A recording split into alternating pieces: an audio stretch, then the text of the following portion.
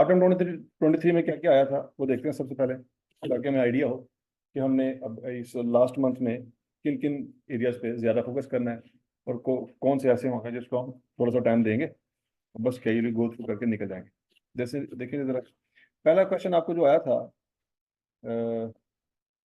Autumn 23 में, वो 9 marks का था। तो किसके ऊपर आया था जी?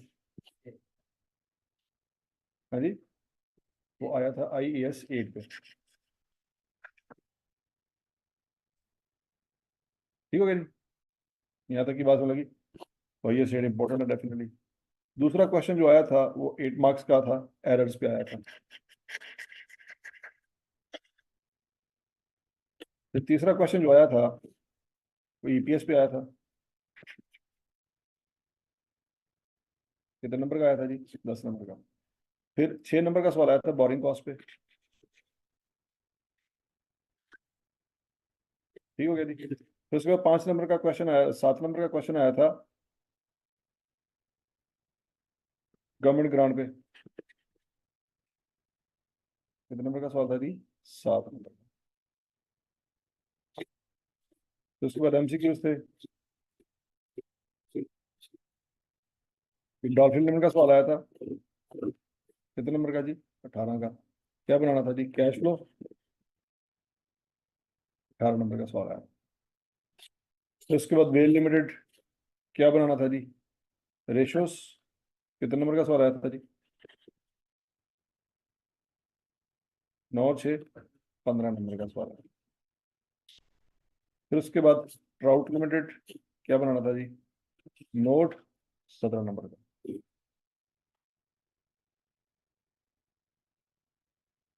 ठीक है जी। बड़े बड़े सवाल जो है वो 3 है। कौन कौन से? IAS 7, रेशोस और नोट। ये ऑटम 23 का पेपर था। अब स्प्रिंग 23 का पेपर देखते हैं।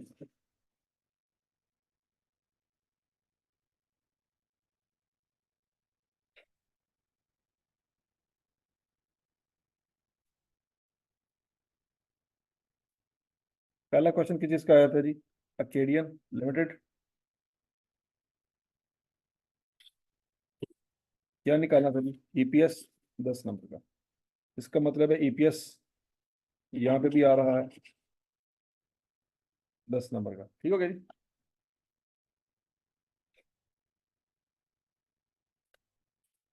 ओके जी। दूसरा सवाल क्या है जी? ये गवर्नमेंट ग्रांट है। 2 3 3, कितने हो गए? IAS 20, 8 नंबर का यहाँ पे भी आ गया। ठीक हो गया जी। फिर उसके बाद रेशियोज का सवाल 10 नंबर का।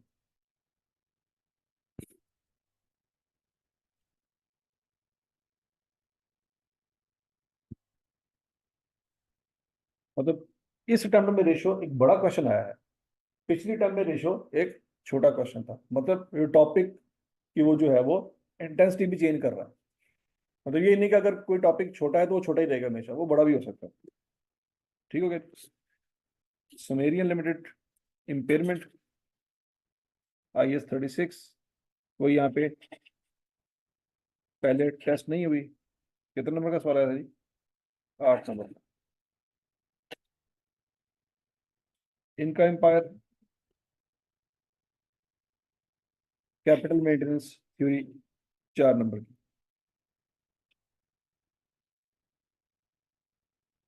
ऑटम 23 में थ्योरी कोई नहीं आई।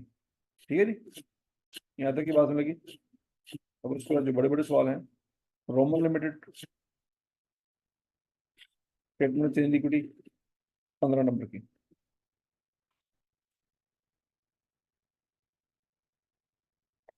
फिर उसके बाद एस्टेक स्पोर्ट्स वो इनकम एंड एक्सपेंडिचर अकाउंट, कितने नंबर का जी? NPO, कितने नंबर का आया था जी? 18 का। और उसके बाद एक्सट्रैक्ट्स, 17 नंबर के।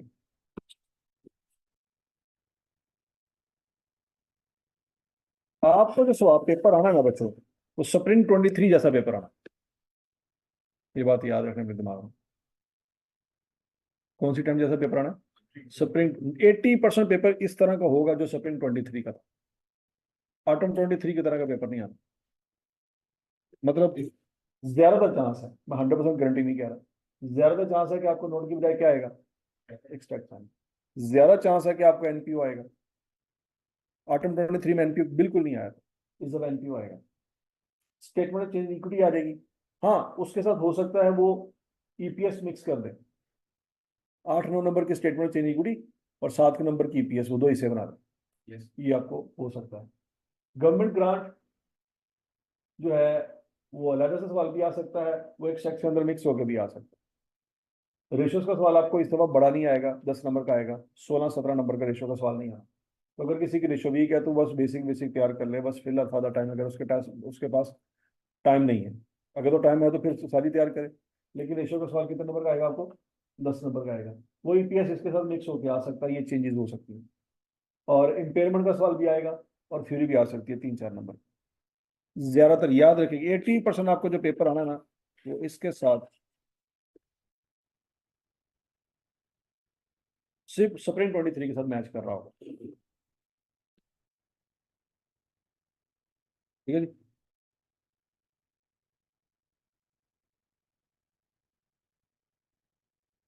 अब बॉटम 22 देख लेते हैं।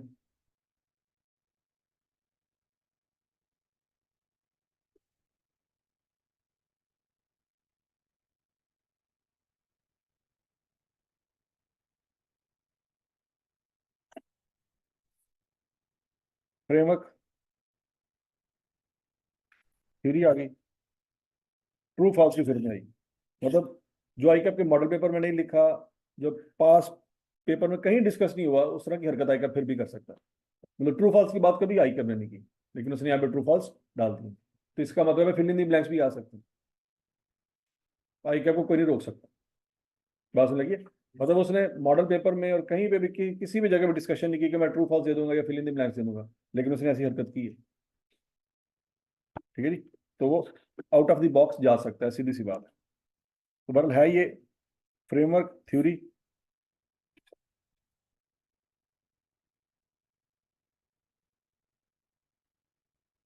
कितने नंबर की आई थी जी? 7 नंबर की आई थी। फिर उसके बाद अगला सवाल क्या जी? गवर्नमेंट ग्रांट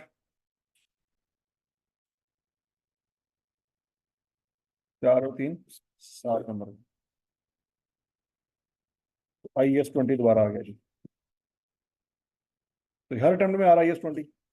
और एक्टिव फैमिली क्लब एनपीओ आ गया 10 नंबर का।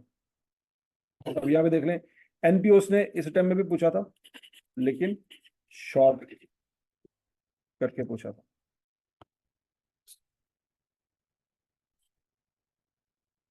ये एरर आ गया जी 8 नंबर के। अब जरा गौर से देखो बच्चों, एरर आपको आटम 22 में भी आए थे और आटम 23 में भी आए थे, नजर आ रहा है आपको? इसमें नहीं आए थे। तो 90% चांस है कि आपको भी नहीं आना है। अच्छा, ये आसान सी तरह से। ठीक है जी। तो एरर की प्रोबेबिलिटी है कि आपको नहीं आना, स्प्रिंग 24 में एरर नहीं आना है, लेकिन फिर भी तैयार करके जाओ, कोई पता नहीं। बरत समझ आई बात? इम्पेयरमेंट लॉस 8 नंबर का। इम्पेयरमेंट लॉस कहाँ पे आया था बच्चों?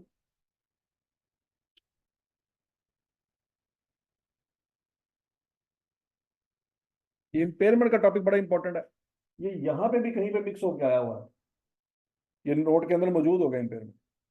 इम्पेयरमेंट का टॉपिक नहीं छोड़ने वाले, यहाँ पे भी आया है, यहाँ पे भी आया है और यहाँ पे भी आया है। वो अगर सेपरेट क्वेश्चन देगा तो 8 नंबर का देगा, अदरवाइज वो 17 नंबर 18 नंबर के नोट के अंदर इम्पेयरमेंट डाल देगा। ठीक है जी। तो इम्पेयरमेंट का टॉपिक कंपलसरी है, ये आपको समझ आ जानी चाहिए। एमसीक्यूज हो गए। Quick and limited cash flow. अब जरा गौर से देखो बच्चों, कैश फ्लो एक अटेम्प्ट में आ रही है और एक अटेम्प्ट में नहीं आ रही। ये बात समझ आई?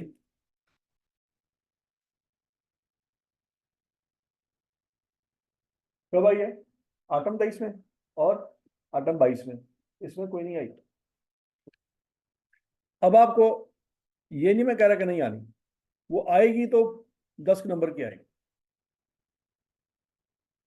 कितने नंबर की आएगी? 10 नंबर की, मैक्सिमम 10 नंबर की आएगी, या नहीं आएगी, ये बात याद रखनी है। पीएचडी लिमिटेड ईपीएस,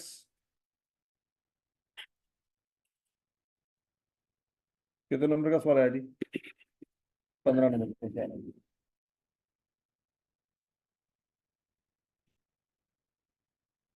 फिर उसके बाद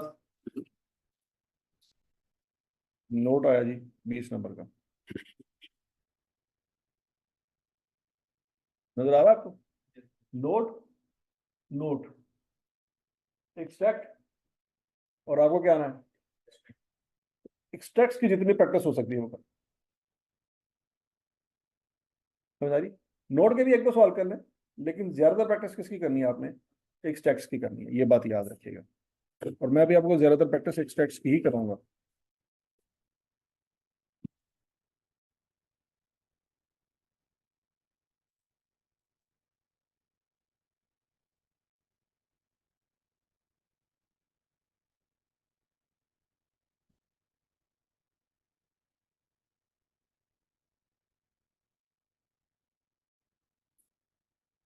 अच्छा जी, स्प्रिंग 22 में क्या हुआ?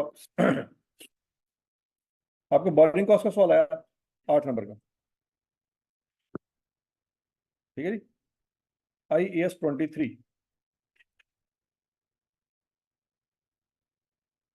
अभी देखिए IAS 23 का सवाल ATOM 23 में आया है, और वो 2 अटेम्प्ट पहले आया जाके। IAS 23 की इंपोर्टेंस वक्त गुजरने के साथ एग्जामिनर की नजर में कम होती जा रही है, क्योंकि उसके पास बाकी बड़े स्टैंडर्ड है जिसमें वो अच्छी तरह से टेस्ट कर सकता है। IAS 23 का बड़ा सवाल उस वक्त आता होता था जब IAS 8 नहीं आया था हमारे सिलेबस में। आई के आपने IAS 8 जब सिलेबस में ऐड कर दिया ना, तो उसकी टेस्टिंग ज्यादा होगी, क्योंकि IAS 8 जो है ना, ये बड़ा इजीली मिक्स हो सकता है बहुत सारे टॉपिक्स के साथ। ये बात लगी? तो जब IAS 8 हमारे सिलेबस में नहीं होता था ना, IAS 8 होता था पहले FAR 2 में, तो FAR 1 में नहीं होता था उस वक्त। जो था ना IAS 23, वो 18-18, 20-20 नंबर का सवाल आया करते थे। अभी थोड़ी सी उसकी इंटेंसिटी कम हो गई।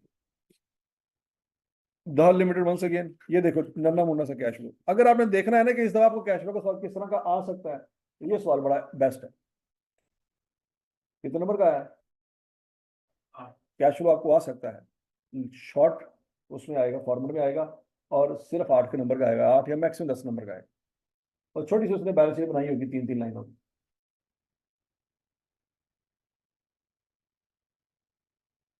ये पॉइंट समझ आ रहा है जी? तो IAS 7, इसने 8 नंबरों का टेस्ट किया। तो ये बेस्ट सवाल है देखने के लिए कि आपको किस तरह का सवाल है। इसको हर एंगल से देख लें। अच्छा जी, उसके बाद मेहताब वेलफेयर हॉस्पिटल्स, 10 नंबर का सवाल है। NPO बच्चों, वंस अगेन आ जाएगा।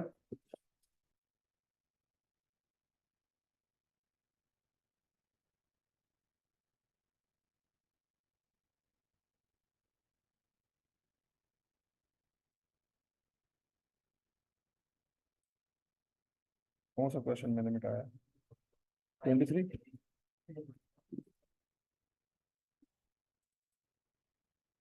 ठीक हो गया जी।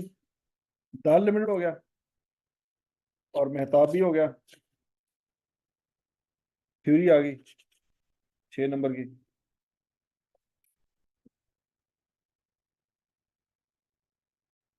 और मून मार्ट 8 नंबर का एरर आ गया।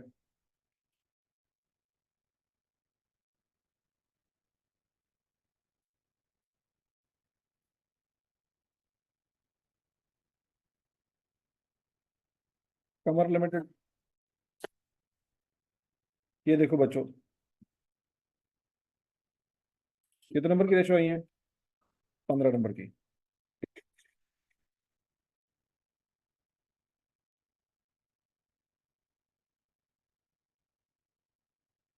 आटम 22 में रेशो नहीं आई थी, फिर स्प्रिंग 23 में आई थी कम नंबर की, और आटम 23 में 15 नंबर की। तो इस दफा क्या मतलब है, या तो रेशो आपको आएंगी 8 नंबर की, या बिल्कुल नहीं आएंगी। ठीक है जी। तो अगर आपने रेशो का सवाल देखना है तो किस अटेम्प्ट का सवाल देखो, स्प्रिंग 23 का सवाल देखो, उस तरह का सवाल आपको आएगा।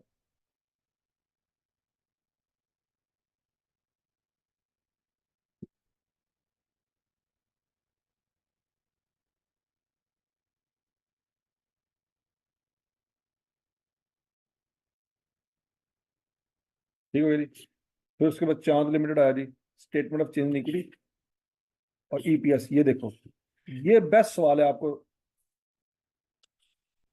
तैयारी करने में, चांद लिमिटेड वाला, क्योंकि इसमें उसने statement of change in equity और ईपीएस को मिक्स करके बना के दिया है। इस तरह का सवाल आपको आएगा।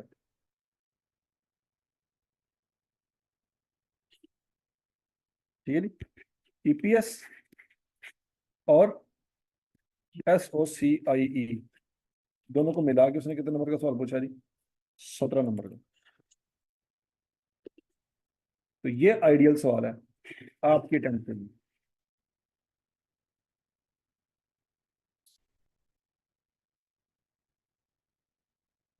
नोट कितने नंबर का है जी, 12 नंबर का।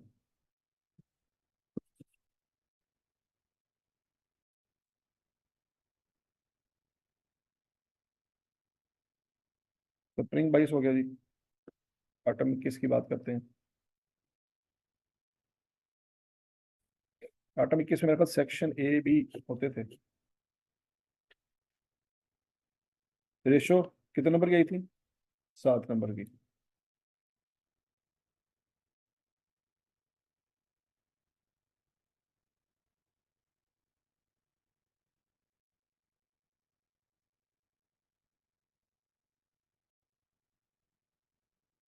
और फिर उसके बाद इम्पेयरमेंट आया था।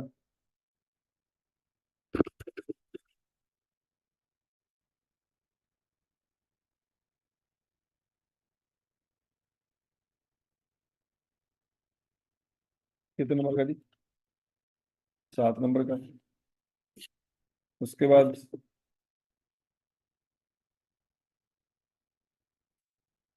ये आपके सिलेबस में अब नहीं है, उस वक्त होता था।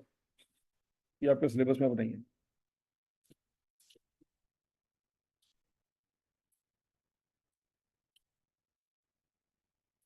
रोडियम मोटर्स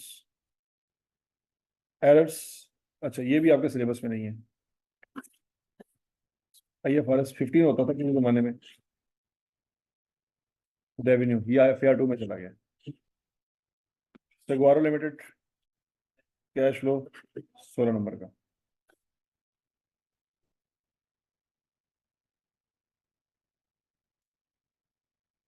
बन ईयर लिमिटेड क्या मांगे जी, फिक्स टैक्स।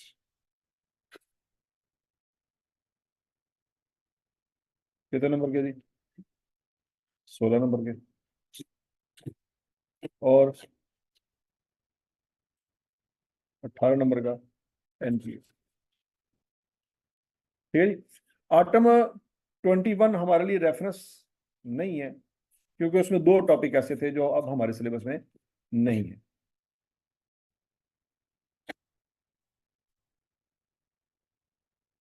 समझ लगी जी।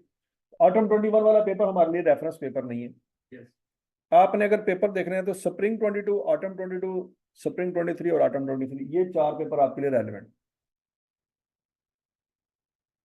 ठीक है जी। तो यहां से आप खुद एनालाइज कर सकते हैं कि स्प्रिंग 24 में क्या क्या आ सकता है। तो क्या क्या आ सकता है जी, ईपीएस SOCIE को मिला के सवाल आ सकता है, ये बात याद रखनी है। इम्पेयरमेंट का सवाल आ सकता है। ठीक है जी। ऑटम 22 में भी आया था, स्प्रिंग 23 में भी आया था, लेकिन ऑटम 23 में कोई नहीं आया। ऐसे ही है। NPO का सवाल भी आ सकता है, पिछली दफा कोई नहीं आया था। तो ज्यादा चांसेस किसके हैं, हाई प्रोबेबिलिटी।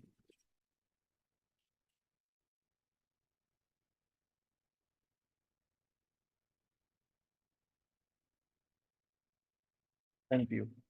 10 नंबर का भी आ सकता है, 18 का भी आ सकता है, कुछ कह नहीं सकता। अच्छा, EPS, SOCI E slash EPS mix करके सवाल आएगा आपको बच्चों, कोई 15 से 18 नंबर का। ठीक हो गया?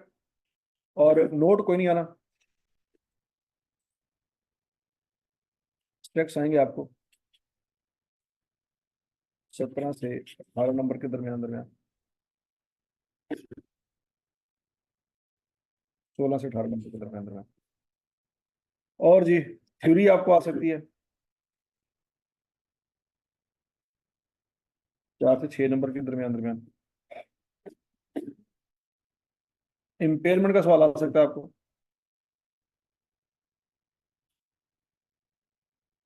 6 से 8 नंबर का,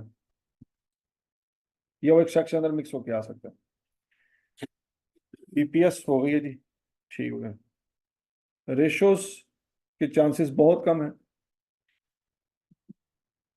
ठीक हो गया। कैश फ्लो के चांसेस बहुत कम है, लेकिन फिर भी कैश फ्लो आपको 8 से 10 नंबर की आएगी, ठीक हो गया। नोट नहीं आना, एक्सट्रैक्ट्स आएंगे।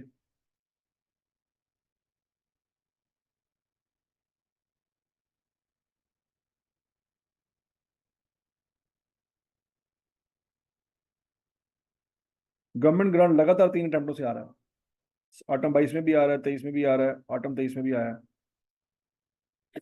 इसके भी चांसेस हैं, लेकिन कम चांसेस।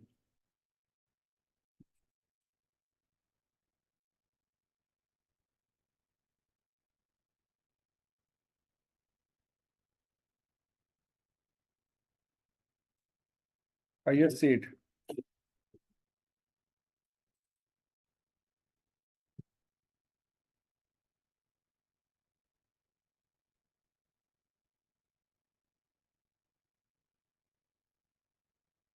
नहीं IS सेट के आने के चांसेस कम है।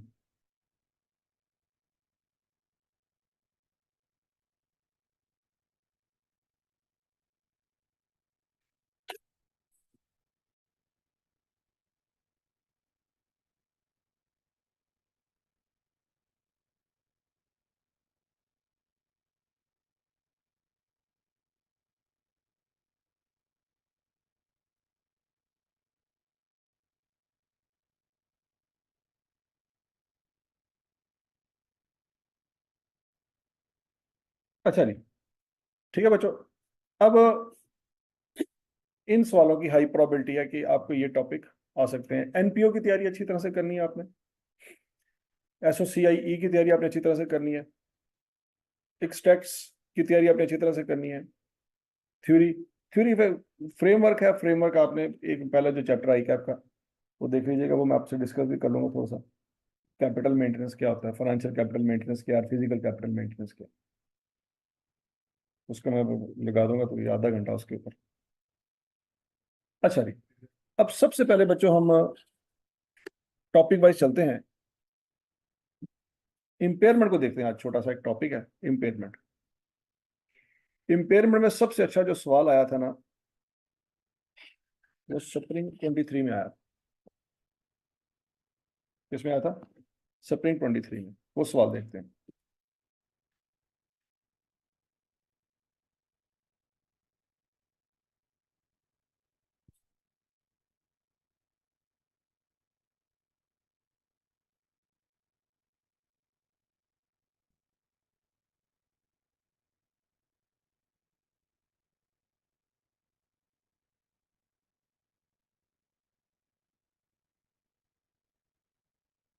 सुमेरियन लिमिटेड,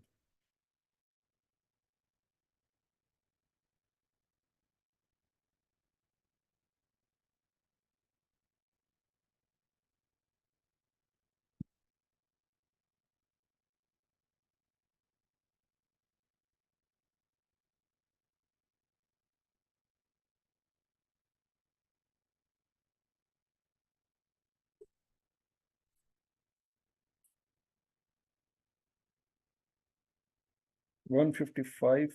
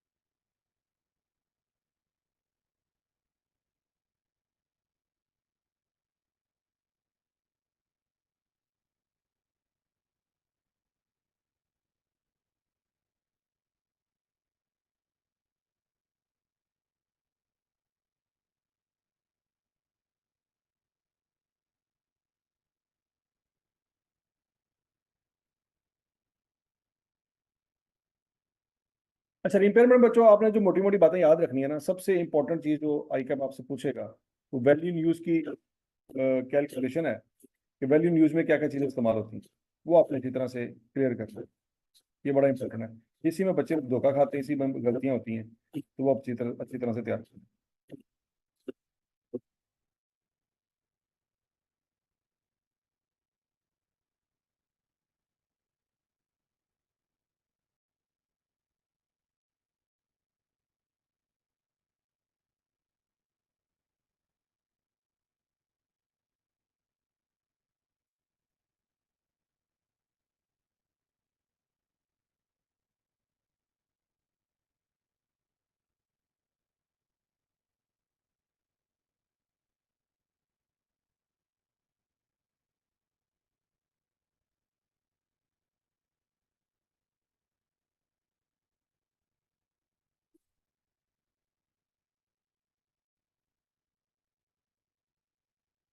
ये बड़ा इंपॉर्टेंट पेज है बच्चों, ये अच्छी तरह से आपने क्लियर करना है, क्योंकि आई कैप का एग्जामिनर इस पेज को सामने रख के सवाल बनाता है। अब ये जो सवाल हम डिस्कस करने जा रहे हैं ना, किस अटेम्प्ट में आया था, स्प्रिंग 23 में। ये जो सवाल है ना एग्जामिनर ने बनाया है, ये सवाल एग्जामिनर ने इस पेज को सामने रख के बनाया। तो ये पेज बड़ा इंपॉर्टेंट है, ये आई कैप की बुक में भी मौजूद है, मुझे पेज नंबर मिला नहीं, वरना मैं आपको वहां पे बता देता। तो कौन कौन से कैश फ्लो आपने शामिल करने वैल्यू इन यूज में, ठीक है जी। वो कहता है जी cash inflow include the inflow from continuing use of the asset. वो इनफ्लो जो एसेट को इस्तेमाल करेंगे तो आएंगे, अगर इस्तेमाल नहीं करेंगे तो नहीं आएंगे। ये पॉइंट समझ लगे, ठीक है जी। एसिड को इस्तेमाल करेंगे तो आएंगे, अगर नहीं इस्तेमाल करेंगे तो अभी अगर आ रहे हैं, मतलब बेच दिया आपने उसको, पैसे आ रहे हैं, तो वो नहीं। आज जब इसी वक्त एसिड को बेच दिया, तो आज जो पैसे पकड़े हैं वो तो फिर वैल्यू में इस्तेमाल हो जाएंगे। सोचो सोचो सोचो सोचो सोचो, आज अभी इसी वक्त खड़े खड़े आपने एसिड को बेच दिया, पैसे आ गए, पैसे तो अभी आए हैं, लेकिन ये वाले पैसे वैल्यू यूज में नहीं शामिल होंगे, ये वाले पैसे तो फिर वैल्यूलेस कॉस्ट ऑफ सेल में इस्तेमाल हो जाएंगे। तो वो पैसे आने चाहिए वैल्यू इन यूज में जो उसको इस्तेमाल करने के नतीजे में आप कमाए, मतलब एसेट से आपने बनाई गुड्स, गुड्स को बेचा, बेच के पैसे जो कमाए हैं वो है inflow from continuing use of the asset and represent the economic benefit resulting from that asset alone. और ये सिर्फ और सिर्फ उस एसेट को इस्तेमाल करके आए, किसी और एसेट के पैसे उसमें शामिल नहीं। मतलब जनरेटर है और प्लांट है, जनरेटर लहदा से अपने बेनिफिट कमा सकता है, प्लांट लहदा से अपने बेनिफिट कमा सकता है, तो जनरेटर के इनफ्लो कहीं गलती से प्लांट में शामिल ना हो जाए। पॉइंट समझ आ रहा है कि नहीं आ रहा, yes. ठीक हो गया। तो जनरेटर के बेनिफिट उसके साथ, प्लांट के बेनिफिट उसके साथ, एसी के बेनिफिट उसके साथ, एसी से आने वाले इनफ्लो कहीं प्लांट की कॉस्ट में आप शामिल ना कर दे, वैल्यू न्यूज में शामिल ना कर, ठीक है जी। Net disposal proceed at the end of assets useful life. Asset को बेचेंगे, लेकिन आज जब इसी वक्त नहीं बेचेंगे, 5 साल बाद जब बेचेंगे या 10 साल बाद जब बेचेंगे, उस वक्त जो पैसे आपकी जेब में आएंगे कट कटा के, मतलब वो क्या कहते हैं, ट्रांसपोर्टेशन वाले को पे करके, कमीशन वाले को पे करके, एजेंट को पे करके, जो बच जाके आपकी जेब में आएंगे ना, वो वाले नेट डिस्पोजल प्रोसीड आप ले रहे हैं। Cash outflow that will be necessarily incur to generate the cash inflow from continuing use of the asset. वो आउटफ्लो, वो खर्चे, रिपेयर और मेंटेनेंस के वो खर्चे जो इस एसेट को चलाने के लिए आपने लगाए हैं, सिर्फ वो खर्चे रेलिवेंट हैं। मतलब प्लांट चला रहे थे, 2 साल बाद क्या हुआ जी, रिपेयर का मसला आ गया, रिपेयर करवाएं, तो रिपेयर करवाने पे जो खर्चा है वो आउटफ्लो आप शामिल करेंगे कैश फ्लोज में, आप बाकी के नहीं शामिल करें। मतलब प्लांट यहाँ पे पड़ा हुआ था, तो उसके ऊपर आपने छत डाल दी है कि बारिशों की वजह से खराब ना हो जाए, वो छत का खर्चा प्लांट की कॉस्ट में नहीं आना। फिर प्लांट यहाँ पे पड़ा हुआ था, आपने कहा कि नहीं यार इसको उठा के इधर रख लेते हैं, लोकेशन उसकी चेंज कर देते हैं, तो उसके ऊपर जो खर्चा आया, क्रेन में गई, क्रेन ने उस प्लांट को उठा के वहां पे दूसरी जगह पे जाके रखा, क्रेन वाले को पैसे दिए, उसका प्लांट से कोई लेना देना नहीं। हाँ, प्लांट को रिपेयर एंड मेंटेनेंस करने के लिए जो खर्चा होगा वो रेलिवेंट है, समझ लगी। The future cash flow from continuing use are estimated for asset in the current condition. और जो फ्यूचर कैश फ्लो आपने लगाने हैं वो इस हालत में लगाने हैं जिस जो हालत आपके सामने इस वक्त है। उसकी बेस्ट एग्जांपल ये है, फर्ज करें जी आपके पास एक बिल्डिंग है, उस बिल्डिंग में अभी आपने सिर्फ एक फ्लोर बनाया है। क्या बनाया है, एक फ्लोर। उस एक फ्लोर में 8 रूम है, उस 8 रूम को आपने किराए पे दिया हुआ है और वहां से आप पैसे कमा रहे हैं। तो जब आप कैरिंग अमाउंट निकाल रहे होंगे तो एक फ्लोर की निकाल रहे होंगे ना, क्योंकि पूरी तो अभी बनी नहीं।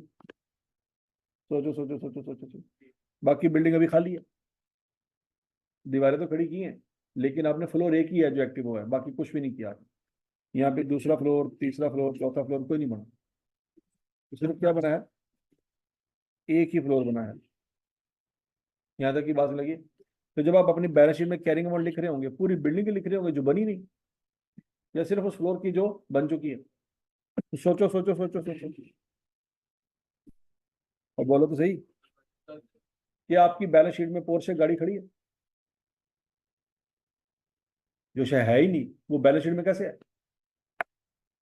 दिमाग में है लेकिन बैलेंस शीट में, तो बैलेंस शीट में तो साइकिल है जो इस वक्त अवेलेबल है, या बैलेंस शीट में मोटरसाइकिल है जो इस वक्त अवेलेबल है। बैलेंस शीट से क्या मुराद है? जो इस वक्त आपके पास असासे हैं, तो उसमें पोर्शे गाड़ी कोई नहीं, वो दिमाग में तो है लेकिन बैलेंस शीट में कोई नहीं। क्या मतलब है? जो फ्यूचर में लेनी है वो आज आपकी बैलेंस शीट में कहां से आ सकती है? तो जिस तरह से वो चीज आज आपकी बैलेंस शीट में नहीं आ सकती, तो उसकी वैल्यू इन यूज भी नहीं आ सकती। नहीं बात सुनेगी। आप जब फेयर वैल्यू निकालेंगे, तो बच्चों फेयर वैल्यू तो आप उसी चीज की निकालेंगे जिस वक्त आपके पास अवेलेबल है। बाइक है तो बाइक की क्या लगा सकते हैं? Fair value. BMW की आप फेयर वैल्यू तो नहीं लगा सकते क्योंकि आपके पास तो है ही नहीं। वो बात समझ आ रही कि नहीं आ रही? तो जो चीज आपके पास है, अब मार्केट में उसी की वैल्यू लगाएंगे, आपकी बैलेंस शीट में भी उसी की वैल्यू है, तो वैल्यू न्यूज में भी उसी की कैलकुलेशन की जाएगी। उन चीजों की कैलकुलेशन नहीं की जाएगी जो फ्यूचर में आपने लेनी है। नहीं बात समझ आई? अब ने सोचा हुआ आपके दिमाग में है, या साल बाद मैं दूसरा फ्लोर बना लूंगा, वो भी मैं किराए पे चढ़ा दूंगा। 2 साल बाद मैं तीसरा फ्लोर बना लूंगा, वो भी किराए पे चढ़ा दूंगा। 3 साल बाद मैं चौथा फ्लोर भी बना लूंगा, वो भी किराए पे चढ़ा दूंगा। तो जब मैं सारे फ्लोर्स को किराए पे चढ़ाऊंगा ना, तो मेरे पास 4 गुना ज्यादा रेंट आएगा, मेरे पास 4 गुना ज्यादा इनफ्लो आएंगे। तो कहता है कि वो 4 गुना पैसे आने तो हैं फ्यूचर कैश फ्लो में, वो आएंगे तो सही, लेकिन आपने वैल्यू इन यूज में उनको शामिल नहीं करना। क्यों? वैल्यू इन यूज जिसके साथ आप कंपेयर कर रहे हो, जब वो वहां पे शामिल नहीं है फ्लोर, तो वो फ्लोर वैल्यू न्यूज में कैसे आ गया? आपने वैल्यू न्यूज को कैरिंग अमाउंट से कंपेयर करना है ना, या फेयर वैल्यू को कैरिंग अमाउंट से कंपेयर करना है। फेयर वैल्यू भी उसी चीज की है जो आज मौजूद है, कैरिंग अमाउंट भी उसी चीज की है जो आज मौजूद है, तो वैल्यू न्यूज भी उसी की होनी चाहिए जो आज क्या है। साल बाद आप बनाए दूसरा फ्लोर, 2 साल बाद बनाया आप तीसरा फ्लोर बनाए, लेकिन उन फ्लोर से जो आने वाला रेंट है वो आज की वैल्यू न्यूज में शामिल नहीं हो सकता। क्यों? क्योंकि भाईजान आप जिसको कंपेयर करने जा रहे हो उसमें 4 फ्लोर नहीं है, उसमें एक ही फ्लोर है, तो वैल्यू न्यूज में भी क्या होना चाहिए? एक ही फ्लोर होना चाहिए। समझ आइए? ये वो गलती है जो पेपर में बच्चे करेंगे। जब एग्जामिनर कहेगा कि साल बाद जनाब हम उसमें ये वाली मशीन ऐड कर देंगे, उससे हमारे प्रोडक्शन में इजाफा हो जाएगा, तो जब इजाफा हो जाएगा तो इतनी कमाई और हो जाएगी, तो वो कमाई आप गलती से वैल्यू न्यूज की कैलकुलेशन में शामिल कर लें। इससे बचना। इस कंडीशन में जो एसेट है, इससे जो पैसे कमा सकते हैं वो रेलिवेंट, इसकी कंडीशन कल को इंप्रूव हो जाएगी, उससे जो आप पैसे कमाएंगे वो रेलिवेंट नहीं। ये बात याद रखना। Cash outflow include all cost that are necessarily incurred for continuing use of the asset.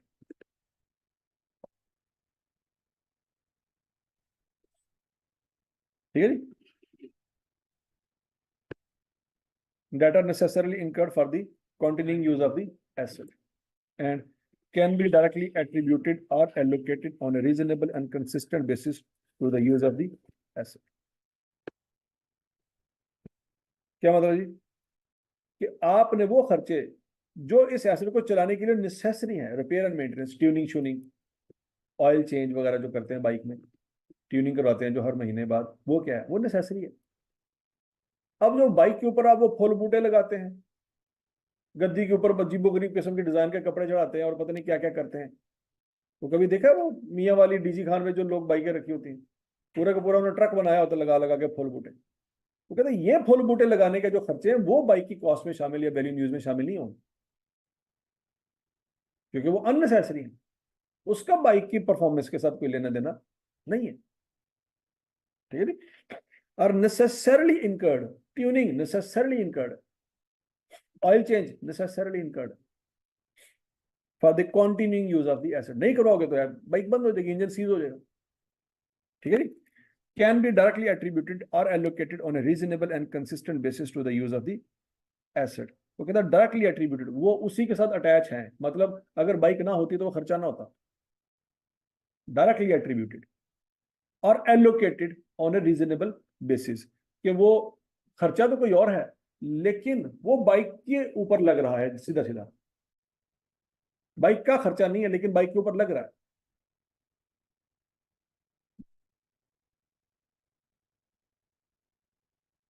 बात समझ लगी कि नहीं लगी?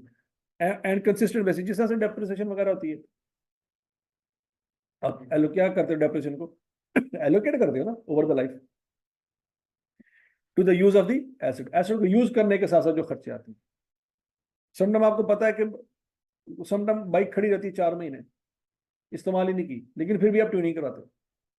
ट्यूनिंग करवाई थी, बाइक खड़ी कर दी, 4 महीने 5 महीने 6 महीने हो गए, चलाने से पहले फिर करवा लेते, हालांकि बिल्कुल करवा के उसी वक्त तो बंद कर दी थी। खड़ी खड़ी बाइक में भी मसले मसाइल हो सकते हैं, ठीक है। Cash outflow therefore include only future capital expenditure that is necessary to maintain the asset at the standard of performance assessed immediately before the expenditure is made. कहता है उसके स्टैंडर्ड परफॉर्मेंस को मेंटेन करने के लिए जो आप कैश फ्लो लगाते हो वो उसको मेंटेन करेगी, इंप्रूव ना करे। मतलब आप बाइक चलाते हो, 70-80 की स्पीड थी, महीना हो गया चलाते चलाते, काम शाम कोई नहीं करवाया, स्पीड कम हो गई 50 पे आ गई, अब आपने ट्यूनिंग करवाई है, स्पीड दोबारा बढ़ के 70 पे चली गई है, तो ये स्पीड इंप्रूव नहीं हुई, ये मेंटेन हुई। हाँ, अगर स्पीड 120 पे चली गई है तो ये इंप्रूवमेंट। तो उसको मेंटेन करने के लिए जो खर्चा किया है वो रेलेवेंट है, उसको इंप्रूव करने के लिए फिर आप कैपिटल एक्सपेंडिचर करने जा रहे हो वो नहीं लेना। बात समझे कि नहीं आई? मतलब बिल्डिंग आप इस्तेमाल कर रहे हो, इसमें 15 कमरे हैं, ओके, तो आपने बिल्डिंग इस्तेमाल की, ब्रांड न्यू बिल्डिंग थी, इस्तेमाल की, साल हो गया 2 साल हो गया, आपने वाइट वॉश करवाया, ये खर्चा क्या है? मेंटेनेंस का खर्चा है। लेकिन अगर आपने एक कमरा ही और डाल दिया तो ये मेंटेनेंस नहीं है, तो ये आपने बिल्डिंग की कैपेसिटी को इंप्रूव किया, तो उससे आपके फ्यूचर के इनफ्लो भी ज्यादा आएंगे। तो ना तो उसके खर्चे शामिल करने कमरा नया बनाने के, और ना ही उससे आने वाले इनफ्लो शामिल करने, दोनों को डिलीट मारना। व्हाइट वॉश करवाने का खर्चा आएगा। ठीक हो गया? यहां तक की बात सुन लगी? अच्छा जी, cash flow to be excluded, कौन कौन से कैश फ्लो शामिल नहीं करने। अब यहाँ पे तो ऊपर आई के आपने बता दिया कि कौन कौन से शामिल करने हैं, अब नीचे क्या बताया है कौन कौन से नहीं करने। यहाँ पे बच्चों से ज्यादा गलती होगी। Cash inflow that relate to other assets, plant के इनफ्लो में आप एसी का इनफ्लो शामिल कर दें, कहते ये बात गलत है। जब एसी की वैल्यू यूज निकालोगे तो फिर क्या करोगे, क्योंकि उसके इनफ्लो तो उठा के आपने प्लांट में डाल दी, एसी की वैल्यू यूज कैसे निकालो। और अगर एसी की वैल्यू यूज में भी दोबारा वो ले लोगे तो ये इनफ्लो तो 2 जगह पे इस्तेमाल हो गए ना, एक जगह भी इस्तेमाल होने चाहिए। नहीं समझ लगा? एक बंदा एक वक्त में एक जगह भी क्लास ले सकता है ना, कि दो दो जगह पे बैठा हुआ है, तो एक इनफ्लो एक वक्त में एक ही एसिड में आ सकते हैं, दो दो में तो नहीं आ सकते ना। ठीक हो गया? तो कहता एसी के इनफ्लो एसी में होने चाहिए और प्लांट के इनफ्लो प्लांट में होने चाहिए। गलती से अगर आपने एसी के इनफ्लो प्लांट में शामिल कर दिए तो एसी की वैल्यू न्यूज फिर आपकी कैसे निकलेगी? ठीक है ना? Since these will be taken into account when assessing the value in use of other assets, वो कहता है क्योंकि वो पैसे किसी और एसेट की वैल्यू में इस्तेमाल हो चुके हैं तो उसको यहां पे इस्तेमाल नहीं कर सकते आप। Cash outflow that have already been recognised as liability, वो कैश आउटफ्लो जो ऑलरेडी आप लायबिलिटी के तौर पे रिकॉर्ड कर चुके हो, फ्यूचर में जब वो पे करने पड़ेंगे तो वो आपने वैल्यू न्यूज में शामिल नहीं करने। फॉर एग्जाम्पल, इसकी एग्जाम्पल क्या है बच्चों? फर्ज करो आप 31 दिसंबर की रात को खड़े, प्लांट आपके पास मौजूद है, उसकी अब वैल्यू लगवा रहे हैं, यार ये कितने का होगा, लेकिन इससे 4-5 दिन पहले 25 दिसंबर वाले दिन आपने प्लांट को रिपेयर करवाया था। क्या करवाया था? रिपेयर करवाया था। उस रिपेयर पे 1 लाख रुपए का खर्चा आया था, लेकिन आपने उसकी पेमेंट कोई नहीं की। आपने उसकी पेमेंट कोई नहीं की। पेमेंट आपने करनी है, फर्ज करो ये 31 दिसंबर 23 है, पेमेंट आपने करनी है जी 15 जनवरी 24 को, 1 लाख रुपए की पेमेंट करनी है। अच्छा, रिपेयर का खर्चा कराया, क्या एंट्री पास करेंगे बच्चों? रिपेयर मेंटेनेंस एक्सपेंस डेबिट और पेएबल क्रेडिट, क्योंकि पे तो कोई नहीं किया, पे किया अगले साल जाके 15 जनवरी को, तो 15 जनवरी वाले दिन क्या एंट्री करेंगे? पेएबल डेबिट, कैश क्रेडिट, और आप 31 दिसंबर की रात को खड़े होके फ्यूचर देख रहे हैं इस प्लांट का, कि इस प्लांट के ऊपर फ्यूचर में कितने पैसे लगेंगे और कितने पैसे आएंगे, वैल्यू न्यूज निकाल रहे हैं। और उस 31 दिसंबर वाले दिन आपको ये फ्यूचर भी नजर आ रहा है। 31 दिसंबर के हिसाब से तो ये फ्यूचर ही है ना 15 जनवरी। आप 31 दिसंबर की रात को खड़े होकर सोच रहे हैं कि यार इसकी वैल्यू न्यूज क्या होगी, और आप वैल्यू न्यूज के लिए क्या कर रहे हैं, फ्यूचर कैश फ्लो ले रहे हैं, इनफ्लो भी और आउटफ्लो भी। और आपको नजर आया यार 15 दिन के बाद ये 1 लाख रुपए करना तो है। तो कहते हैं नहीं, ये 1 लाख रुपया अब शामिल नहीं होगा। क्यों नहीं होगा? क्योंकि आज अभी इसी वक्त आप इस प्लांट को बेच दें तब भी 1 लाख रुपया पे करना। सोचो सोचो सोचो सोचो सोचो, आज अभी इसी वक्त इस प्लांट को क्या कर दें, बेच दें, तब भी ये खर्चा पे तो करना है। तो भाई आप वो खर्चे लेंगे जो प्लांट को बेचेंगे तो नहीं आए, ना बेचें तो आए। Continue use of the asset, वो खर्चे जो एसेट को कॉन्टिन्यूसली यूज करने से पड़ेंगे ना, वो रेलिवेंट है। लेकिन एसेट को यूज करें ना करें, वो खर्चे पड़ने ही पड़ने हैं, वो तो रेलिवेंट है, उसका तो प्लांट से कोई लेने देने नहीं। तो ये खर्चा है तो फ्यूचर में, पेमेंट तो फ्यूचर में करनी है, लेकिन वो इस वजह से पेमेंट करनी है जो माजी में हो चुकी है, जो माजी में हो चुकी है। तो जो माजी में आप खर्चा कर चुके हैं उसकी पेमेंट कोई नहीं की, वो पेमेंट अपने फ्यूचर में करनी है, वो रेलिवेंट नहीं है प्लांट की वैल्यू यूज के लिए। क्यों? प्लांट अब बेच ले तब भी 1 लाख रुपए देना है। क्या उस वक्त जब वो पैसे लेने आएंगे तो उनको कहेंगे भाईजान कहा दे पैसे दिए तो हमें, जेडी शायद तुम काम देता सी वो दे रही नहीं, कह सकते हैं उसको कि भाईजान जो प्लान तुम सही करके गए सी वो तो है ही नहीं, तो जेडी शाही कोई नहीं दी, यही तो हम कह दी। नॉर्मली होता है ये लोग किस्तों पे मोबाइल ले लेते हैं, किस्तें होती 12 महीनों की, मोबाइल तीसरे महीने में टूट जाता है। तो हर महीने याद आता है मोबाइल, क्योंकि किस्त जब पे करनी होती है तो मोबाइल याद आता है कि यार देखो चेक करो किस्ता जी मुक्कियां कोई, तो मोबाइल टूट गया। तो समझ आ रही बात? तो ये वही सिनेरियो बच्चों कि भाई आपने वो खर्चे रेलिवेंट जो है वो लेने हैं, जो एसेट को यूज करेंगे तो खर्चे पड़ेंगे, यूज नहीं करेंगे तो खर्चे नहीं पड़ेंगे। ये वाला खर्चा अब फ्यूचर में यूज करें या ना करें ये पड़ गया, तो जो पड़ गया वो रेलिवेंट है। यहां तक की बात सुन लगी? अब बच्चों जरा पढ़ो, ये लाइबिलिटी वाला पॉइंट समझ आ रहा है? लाइबिलिटी वाला पॉइंट क्या है कि भाई आपने एक्सपेंस किया तो एंट्री क्या पास की, एक्सपेंस डेबिट पेएबल क्रेडिट, वो लाइबिलिटी है। कल को जब आप उसकी पेमेंट करोगे तो आप लाइबिलिटी की पेमेंट कर रहे हो, रिपेयर एंड मेंटेनेंस की पेमेंट नहीं कर रहे, क्योंकि उस वक्त में लाइबिलिटी डेबिट हो रही है और कैश क्रेडिट हो रहा है। हाँ, फ्यूचर में रिपेयर एंड मेंटेनेंस हो और आप उसकी पेमेंट करें, repair and maintenance expense debit cash credit, वो रेलिवेंट है, लाइबिलिटी की पेमेंट रेलिवेंट नहीं है। यहां तक की बात समझी? For example इम्पेमेंट of an account payable since these outflow have already been recognized either as part of the asset or as an expense। तो कहता आप ऑलरेडी रिपेयर एंड मेंटेनेंस को डेबिट कर चुके हो माजी में, और हम बात कर रहे हैं फ्यूचर की, तो माजी के खर्चे नहीं आने हैं। ठीक हो गया जी?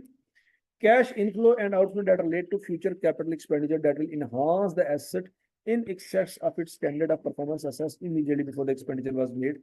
ये वही बात है कि जैसे मैंने आपको बताया कि आपने एक फ्लोर बना लिया है, उसके खर्चे और इनकम तो आएगी, बाकी 3 फ्लोर से बनाने से आपके एसेट की वैल्यू तो इनहांस हो जाएगी, पैसे भी ज्यादा आएंगे, खर्चे भी हो रहे हैं लेकिन पैसे भी ज्यादा आएंगे। वो कहते हैं ना तो खर्चे लेने हैं ना पैसे जो आपने क्या कहते हैं कमाने हैं वो लेने हैं। यहाँ तक की बात सुन लगी? ये बात याद रखनी। कैश इनफ्लो और आउटफ्लो फ्रॉम फाइनेंसिंग एक्टिविटीज, क्या मतलब है? आपने फाइनेंसिंग एक्टिविटी से मुराद क्या, लोन लिया, उसके ऊपर आप क्या पे कर रहे हैं, लोन की पेमेंट कर रहे हैं या इंटरेस्ट पे कर रहे हैं, वो कहता है ये भी नहीं लेना।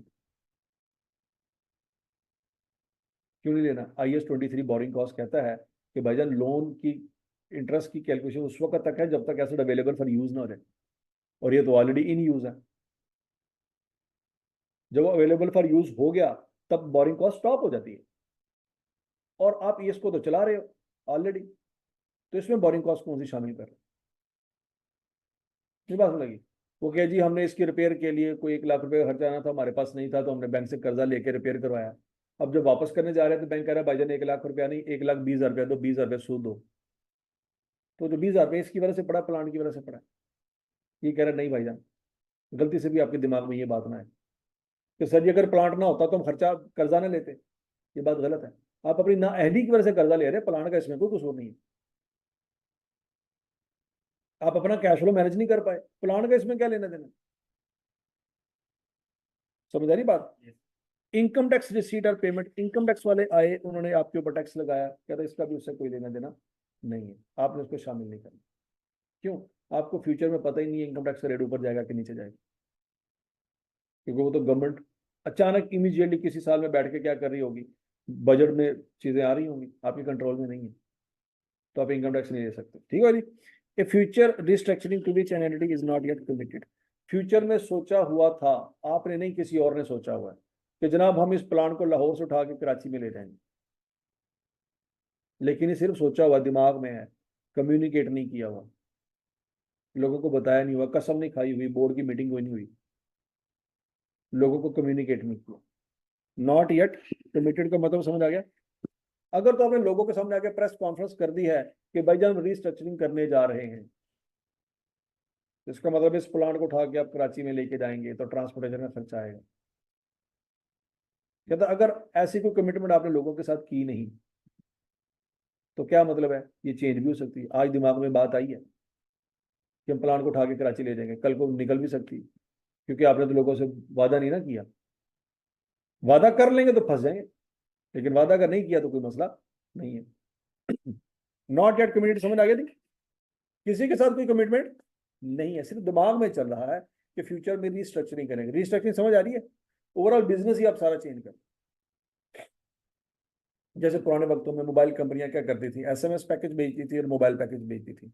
अब सबसे ज्यादा क्या चीज इस्तेमाल होती है, इंटरनेट। उनकी सर्विसेज ऑल टुगेदर सारी की सारी क्या होगी, चेंज होगी। बात समझ लगी कि नहीं लगी? तो अगर रिस्ट्रक्चरिंग होगी और कारोबार का नेचर ही चेंज हो गई है, पहले किसी और जरिए से पैसे कमाते, तब किसी और जरिए से पैसे कमा रहे हैं, तो कैश आउटफ्लो रेट इंप्रूव और इनहांस दी परफॉर्मेंस, वो खर्चे नहीं लेने जिसकी वजह से आपके फ्लोर एक्स्ट्रा हो जाएंगे। इंप्रूव और इनहांस दी परफॉर्मेंस, समझ आ रही बात? आपके हॉस्टल के कमरे इंप्रूव हो गए, बढ़ गए, ठीक हो गया, तो आपने वो खर्चे नहीं लेने, क्योंकि इनफ्लो नहीं ले रहे तो एक्सपेंस भी नहीं लेंगे। ठीक है। Cash inflow and outflow that relate to future restructuring to which the entity is not yet, ये हो गया आगे। When entity is committed to restructuring, some of the assets are likely to be affected by restructuring once the entity is committed to restructuring. ये हमने बात कर ली ऊपर। Cash outflow and inflow and outflow from financing activities, ये भी नहीं लेने, because the cash flow are later discounted to present value using a discounted that take into account the time value of money। अच्छा, अब यहाँ पे एक बात समझनी है आपने बच्चों, फर्ज करिए आपने ईयर 1 में 1000 रुपये के कैश इनफ्लो कमाए, ईयर 2 में 1200 के कमाए, ईयर 3 में 1500 के कमाए, ईयर 4 में आपने 700 रुपये के कैश इनफ्लो कमाए। इनफ्लो फ्लो करके नेट अपने आंसर निकाल लिया। आपने जीरो पे आना है आज, तो आप इसको क्या करोगे, प्रेजेंट वैल्यू पे लेके आओगे ना। तो जब आप इनको प्रेजेंट वैल्यू पे लेके आओगे तो डिस्काउंट रेट लगाओगे ना, तो जब डिस्काउंट रेट लगाओगे 1000 रुपये को जब आज लेके आओगे तो हो सकता है 900 बन जाए। क्या बन जाए? 1000 आज आते आते क्या बन जाए, 900 बन जाए। तो 1200 आज आते आते 1000 बन जाए।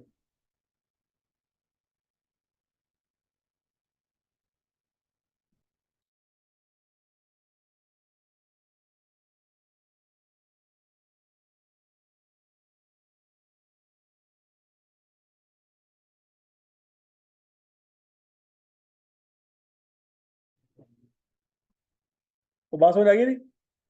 तो वो कहता है जब आप इन सारी वैल्यूज को उठा उठा के जीरो पे लेके आओगे ना, तो ये वैल्यू कम हो जाएंगी। वैल्यू क्या हो जाएंगी, कम। कम से क्या मुराद है, इसका मतलब ये हुआ इस 1000 के अंदर इंटरेस्ट था, जब डिस्काउंट करके आप इसको आज की डेट पे लेके आओगे तो क्या करोगे आप, 900 बनाओगे। तो आपने 1000 से जब 900 आए तो 100 रुपए की कमी की, वो 100 रुपए की कमी क्या की, वो इंटरेस्ट एलिमेंट निकाल दिया आपने। क्या निकाल दिया? तो अगर इंटरेस्ट एलिमेंट आप डिस्काउंटिंग करोगे तो निकल जाएगा, माइनस हो जाएगा। तो बच्चों क्या फिर अलहदा से इस 1000 में से 100 रुपया माइनस करना चाहिए इंटरेस्ट के नाम से? नहीं करना चाहिए, क्योंकि अगर आपने 1000 रुपये में से इंटरेस्ट एक्सपेंस माइनस कर दिया तो फिर डिस्काउंट क्यों कर रहे हैं, और अगर डिस्काउंट करना है तो फिर इंटरेस्ट माइनस क्यों कर रहे हैं, फिर तो डुप्लीकेशन हो जाएगी। यहां तक की बात लगी है? तो कहता है कि आपने क्या नहीं करना, फाइनेंसिंग एक्टिविटी वाला इंटरेस्ट नहीं लेना, because the cash flow are later discounted to present value using a discount rate that take into account the time value of money. वो जब डिस्काउंट करेंगे तो ऑलरेडी इंटरेस्ट निकल जाएगा, तो अलहदा से हर साल में इंटरेस्ट एक्सपेंस माइनस करने की जरूरत है। मैं दिमाग में लेके आओ profit and loss account, sale से रेवेन्यू आता है, कॉस्ट ऑफ सेल में खर्चे होते हैं, ऑपरेटिंग एडवांस सेलिंग एक्सपेंस में भी क्या होते हैं, खर्चे होते हैं। ये सारे खर्चे आप माइनस करेंगे, नेट कैश फ्लो निकालेंगे, लेकिन उसमें इंटरेस्ट माइनस नहीं करेंगे। अब दिमाग में तो आता है कि sir profit and loss account में इंटरेस्ट भी तो आता है, माइनस करेंगे, सारे कर रहे हैं तो वहां पे वो भी कर देंगे। वो कहता है नहीं, इंटरेस्ट नहीं माइनस करना। क्यों? क्योंकि जब आप वो तमाम वैल्यूज को उठा के जब जीरो पे लेके आओगे ना, तो इंटरेस्ट ऑलरेडी माइनस हो चुका हो। तो इंटरेस्ट माइनस करने के बाद डिस्काउंटिंग करोगे तो फिर दो दफा आपने इंटरेस्ट माइनस कर, तो उसकी इजाजत नहीं है। Cash flow in respect of tax receipt and tax payment, because the discount rate used to discount the cash flow is a pre tax discount rate. अब जरा देखो, प्री टैक्स डिस्काउंट रेट है 10%, पोस्ट टैक्स डिस्काउंट रेट जो होगा ना वो कम होगा। फर्ज करिए टैक्स रेट जो है 30%, टैक्स रेट क्या है 30%, तो टैक्स लगने से पहले जो डिस्काउंट रेट आप लगा रहे हैं वो कितने परसेंट है, 10%। टैक्स लगने के बाद आपके कैश फ्लो कम हो जाएंगे, कैश फ्लो क्या हो जाएंगे, क्योंकि टैक्स वाले टैक्स ले जाएंगे ना आपका। तो जब टैक्स कैश फ्लो कम हो जाएंगे तो उसके ऊपर फिर डिस्काउंट रेट भी कौन से वाला लगना चाहिए, कम वाला। तो कहते हैं जब आपने ये वाला रेट यूज करना है तो फिर टैक्स माइनस करने की जरूरत नहीं है, क्योंकि बड़ा रेट आप लगा के ऑलरेडी बड़ी बड़ी वैल्यू को क्या कर रहे हो, माइनस कर रहे हो। ये पॉइंट समझ आया, नहीं समझ आया? कहता टैक्स माइनस कर दिया तो फिर क्या करना होगा, पोस्ट टैक्स वाला रेट लगाना पड़ेगा जो छोटा रेट है। लेकिन आप अगर बड़ा रेट लगा रहे हो तो फिर क्या करने की जरूरत नहीं है, टैक्स माइनस करने की जरूरत नहीं, क्योंकि आपने बड़ा रेट लगाया। तो बड़ा रेट लगाएंगे ना बच्चों, तो ये 1000 रुपए की वैल्यू बड़ी आएगी कि छोटी आएगी, बोलो बोलो बोलो, शाबाश। जब बड़ा रेट लगाएंगे, सोचो जरा, 1000 रुपए को 60% में डिस्काउंट करें और 1000 रुपए को 10% में डिस्काउंट करें, किस सूरत में आंसर छोटा आएगा, सोच लो, सोच तसल्ली से। 10 पे छोटा आएगा कि 7 पे छोटा आएगा, करके देख लो, करके देख लो। प्रेजेंट वैल्यू का फार्मूला पढ़ा था आपने बचपन में, ए इंटू 1 + r⁻n, याद है कुछ कुछ, 1000 इंटू 1 + 0.10 पावर -1, 1000 इंटू 1 + 0.07 पावर -1, दोनों का आंसर निकाला।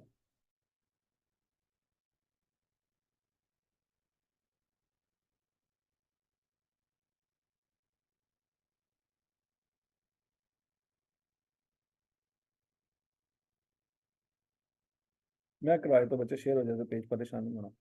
हाँ भाई, 1000 को 10% पे डिस्काउंट करें और 1000 को 60% पे डिस्काउंट करें जरा, ऊपर वाला आंसर क्या आता है, 909, नीचे वाले का 934। तो बच्चों 10% पे आंसर छोटा आया है।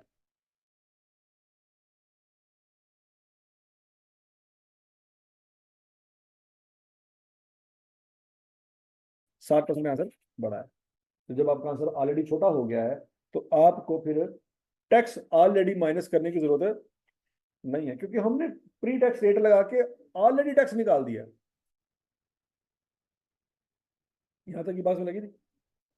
अच्छा जी, cash flows from disposal of assets, the cash flow resulting from the eventual disposal of asset are estimated using the same principle applied when the estimated cash flow resulting from the use of the asset, ठीक है जी।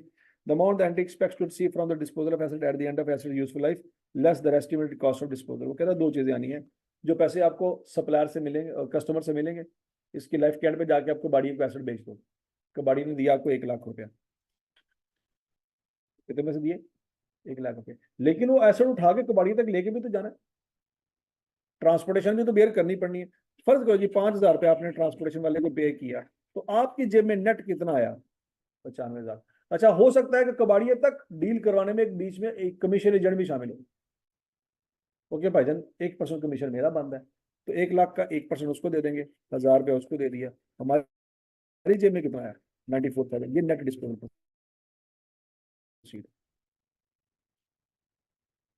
अच्छा, और कबाड़िया हमसे plant लेके बाद में भाग जाए, पैसे ना दे, तो नेट डिस्पोजल प्रोसीड जीरो हो गया फिर, नहीं। इसमें प्लान का कोई कसूर नहीं है, इसमें आपकी चवल है कि आप कबाड़ी से पैसे नहीं निकलवा सकते। प्लान का तो कोई कसूर नहीं है ना, कि दुनिया का हर बंदा जब कबाड़ी को प्लान भेजता तो वही हरकत करता जो आपने की है, कबाड़ी को भागने देता। तो कबाड़ी अगर भाग गया तो आपका कसूर है, प्लान का कोई कसूर। मतलब सादल फादल में कह रहा हूँ, बैड डेट्स, बैड डेट्स कभी भी माइनस नहीं है। कि आपने चीज बेची, उसने उधार कर लिया आपके साथ, महीने बाद जाके पैसे मांगने गए तो उसने कहा भाईजान 50% है मेरे पास, वो ले लो, बाकी 50% गए, तो क्या बैड डेट्स माइनस करने की इजाजत है? नहीं, बैड डेट्स माइनस करने की इजाजत नहीं।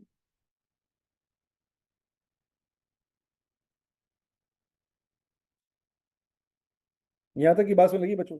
ये एक सिनेरियो था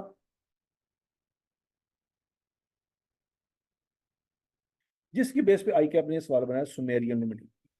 अब ध्यान से इसको समझना है, आपको फील होगा कि वाकई एग्जामिनर ने ये वाला पेज पढ़ा था, ये सवाल बनाया। अब जरा देखें, on 1 July 2019 Sumerian limited purchase a manufacturing plant for 570 million. लिया था, किस जमाने में लिया था? 1 जुलाई 2019 को लिया था। कितने का लिया था? 570। तो ये कॉस्ट है। The plant is being depreciated at the rate of 15% per annum using reducing balance method. हर साल उस पर 15%, 15%, 15% रेट लगता जा रहा है। आज हम कहाँ पे खड़े हैं? 31 दिसंबर वाले दिन खड़े हैं। कितने साल गुजर चुके हैं? जुलाई का आधा साल गुजर चुका है, सॉरी 19 का आधा साल गुजर चुका है, 20 का पूरा साल गुजर चुका है, और 21 का भी पूरा साल गुजर चुका है। तो बच्चों आप कैरिंग अमाउंट निकाल सकते हैं? जरा कैरिंग अमाउंट निकालिएगा। ये स्प्रिंग 23 का सवाल है, ये याद रखिएगा। इस तरह का सवाल आपको पेपर में आएगा।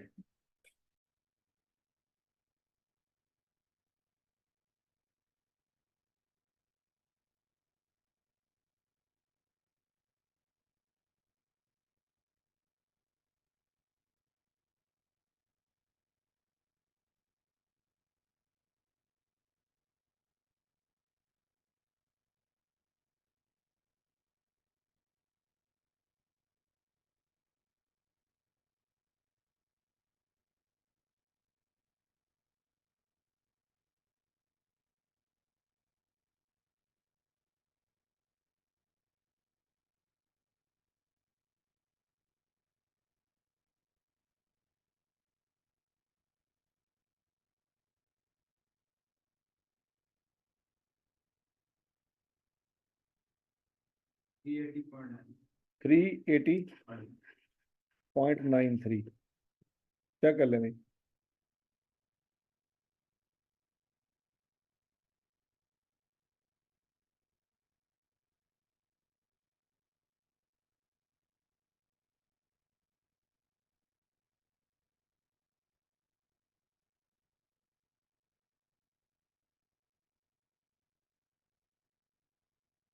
ठीक है जी, 380.93, यहाँ तक की बात समझ लगी। On 31 December 2021 the remaining life of the plant was estimated 4 years resulting in an increase of 5% in depreciation rate. अब मेरा आपसे सवाल है, क्या बच्चों ये चेंज इन एस्टिमेट है कि नहीं है?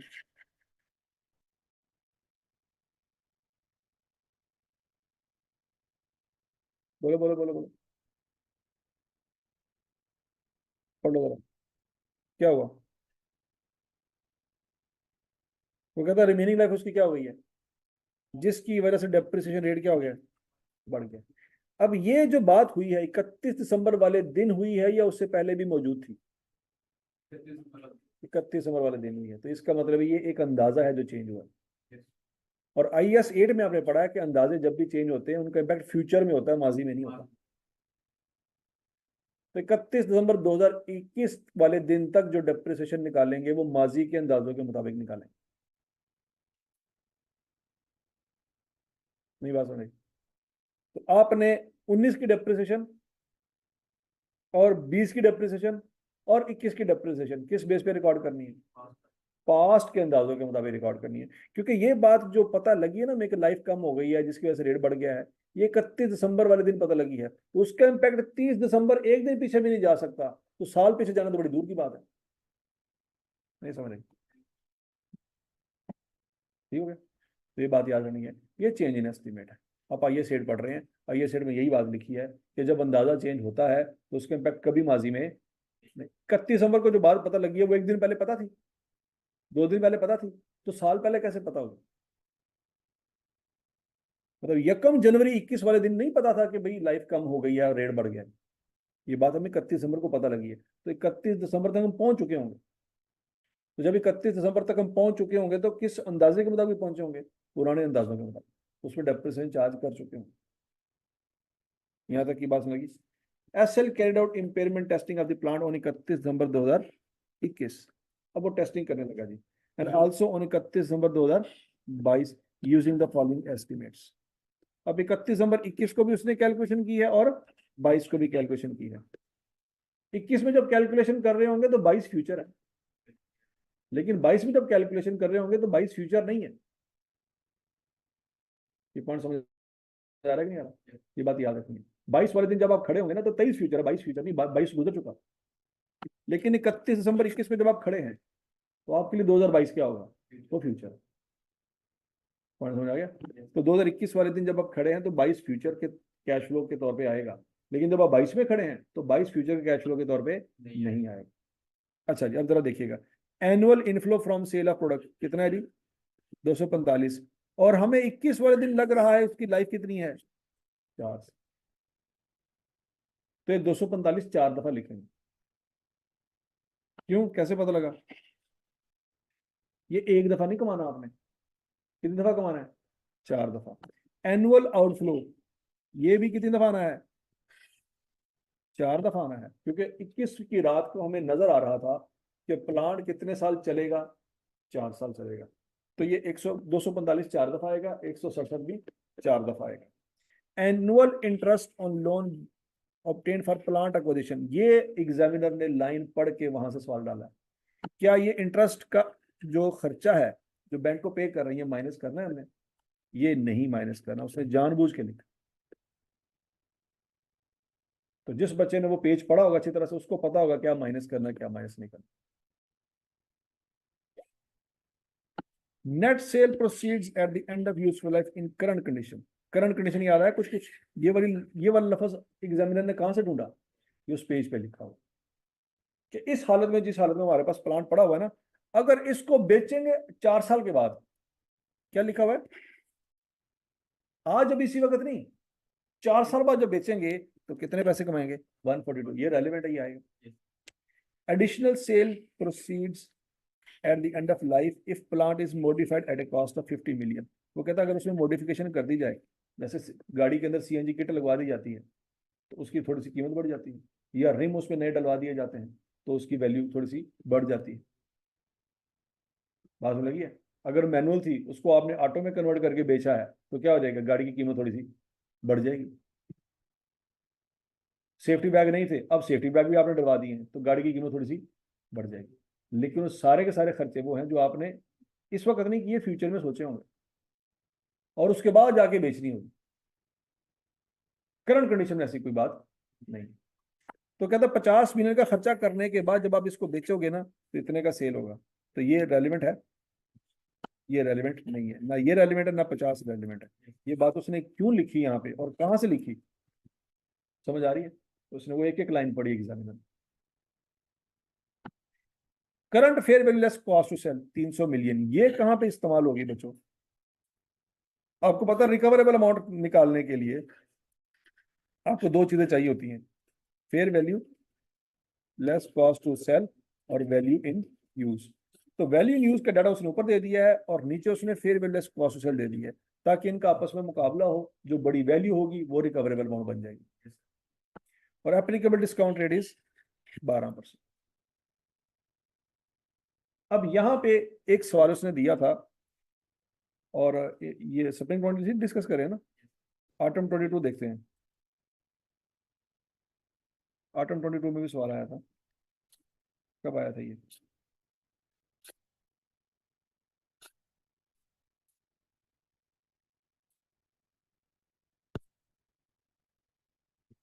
अब ये देखे जरा, अब ये भी सवाल बहुत अलग किस्म का सवाल है, ये भी आपने घर जाकर ट्राई करना है, जरमून लिमिटेड। यहाँ पे उसने कहा जी the current market risk free rate is 8%। अब इस सवाल में तो आपके लिए उसने आसानी पैदा कर दी ना, सीधा सीधा मुंह से क्या कह दिया? 12%। ना उसने प्री टैक्स कहा, ना पोस्ट टैक्स कहा, ना रिस्क फ्री कहा, ना रिस्क कवर्स कहा, कुछ भी नहीं कहा उसने, सीधा सीधा 12% कह दिया। हम बाय डिफॉल्ट अज्यूम करते हैं कि ये प्री टैक्स रेट है। ठीक है जी, उसने कुछ नहीं बताया सवाल में, लेकिन यहाँ पे उसने थोड़ी सी इसमें भी स्टोरी सुनाने की कोशिश की थी। The current market risk free rate is 8%. However, an investor would ask additional return of 2% for bearing the uncertainty inherent in such a plant. कि भाई आपने अनसर्टेनिटी है प्लांट की, क्यों हो सकता है कल को एम ही चलते चलते बंद हो जाए। मार्केट का रेट क्या है? 8%। लेकिन 2% रिस्क प्लांट के अंदर भी है कि प्लांट हो सकता है कभी अचानक ही बंद हो जाए, पता भी ना चले। कितना रिस्क है? 2% रिस्क है। तो कहता फिर आपने इसको भी इनकारपोरेट करना है अपने इंटरेस्ट रेट में। तो आपने कौन सा रेट लगाना है? 10%। ये बात आई आपकी बुक में लिखी हुई, मतलब ये बगैर किसी सबूत के नहीं हो रही, मतलब आई की किताब में बात लिखी हुई। आप ये नहीं कह सकते कि फिर ऐसी बात हमने कभी पढ़ी नहीं। ये बात लगी है कि आई की बुक में लिखा हुआ है कि आपने जो रेट लेना है वो कौन सा लेना है? रिस्क फ्री रेट प्लस अगर एसेट का अपना कोई रिस्क है तो वो भी उसमें शामिल कर लें। तो आपने जो डिस्काउंटिंग करनी है 8% पे नहीं करनी, किस पे करनी है? 10% पे। तो कुछ बच्चों ने पेपर में 8% यूज किया होगा, समझ लगी? अगला पॉइंट, अगर वो प्री टैक्स रेट दे और पोस्ट टैक्स रेट दे दे आपको सवाल में, तो फिर क्या करना है? कौन सा यूज करना है? प्री टैक्स रेट यूज करना है, पोस्ट यूज नहीं करना। ये अभी तक हाई कैप ने हरकत की नहीं है, लेकिन कर सकता है। वो रेट में ये चवल मारेगा, प्री टैक्स दे देगा, पोस्ट टैक्स दे देगा, रिस्क फ्री दे देगा, और रिस्क के साथ वो कह देगा मेरे प्लांट का इतना रिस्क है। तो आपने प्री टैक्स लेना है, रिस्क फ्री प्लस उस प्लांट का अगर अपना कोई रिस्क है तो उसमें जमा कर दे। तो ये रेट में मुख्तलिफ किस्म की चीजें घुमा सकता है एग्जामिनर। यहां तक की बात लगी?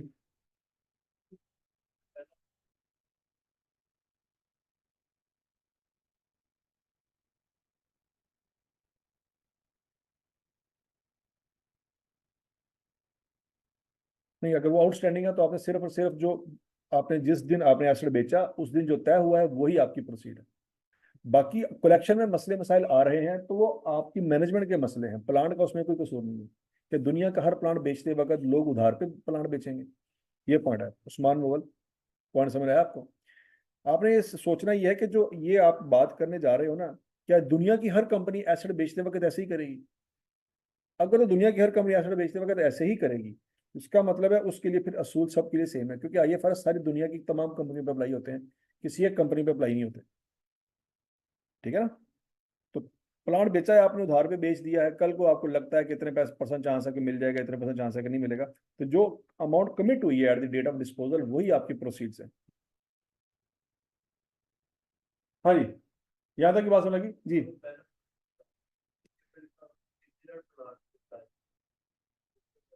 सिमिलर क्या?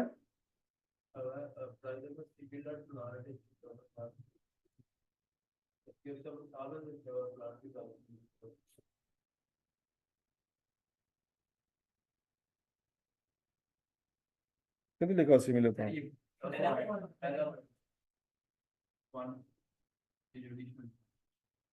हाँ, इसको क्या हुआ?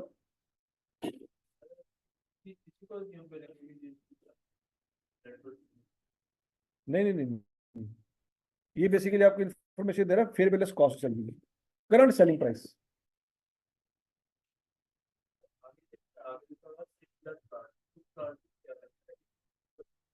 तो हाँ, तो मतलब पॉइंट ये है ना कि दो गाड़ियां हैं सेम मॉडल की हैं, एक आपके पास है, एक डीलर के पास है। अब आप अपनी गाड़ी का रेट नहीं लगवाने जाते, आप अपनी गाड़ी डीलर के पास नहीं लेके जा रहे। आप डीलर से पूछते हो कि यार जो इस मॉडल की गाड़ी, इस कलर की गाड़ी इतने किलोमीटर चली हुई कितने की है? वो बता देता है इतने की है। तो आप क्या कर रहे हो? आप अपनी गाड़ी की फेयर वैल्यू उसी के बराबर रख लेते हो। तो जरूरी नहीं है कि आप अपनी गाड़ी उठा के डीलर के पास लेके जा रहे हो। फोन में पूछ लेते हो कि यार ये गाड़ी है, इस मॉडल की है, इतने किलोमीटर चली हुई है, ये उसकी इंजन की कंडीशन है, कितने की मार्केट में निकल जाएगी। तो ये स्टोरी सुना रहा है। ठीक हो गया जी? तो बच्चों जब आप कैलकुलेशन करेंगे, ये कौन सा सवाल है जी? सुमेरियन।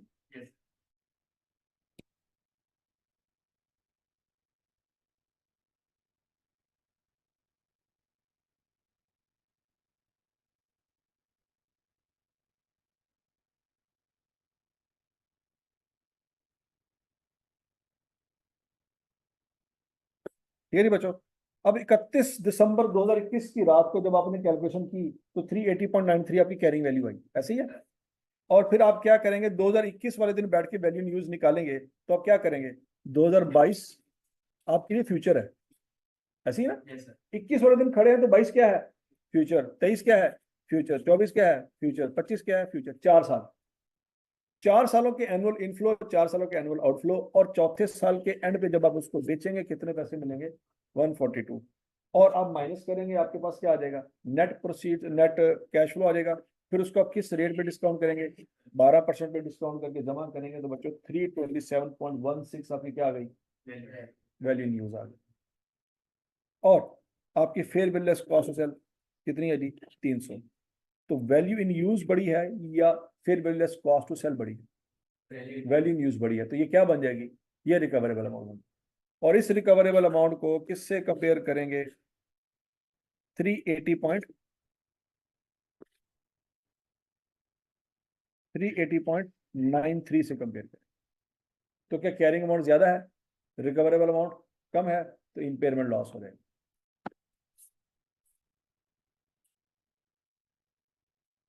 बात समझ लगी, बोलो बोलो बोलो बोलो। WDV हमारी कितनी आ रही थी बच्चों, 380.93, और रिकवरेबल अमाउंट हमारी कितनी है, 323। तो हम इंपेयरमेंट लॉस हमें रिकॉर्ड करना पड़ेगा 53.77।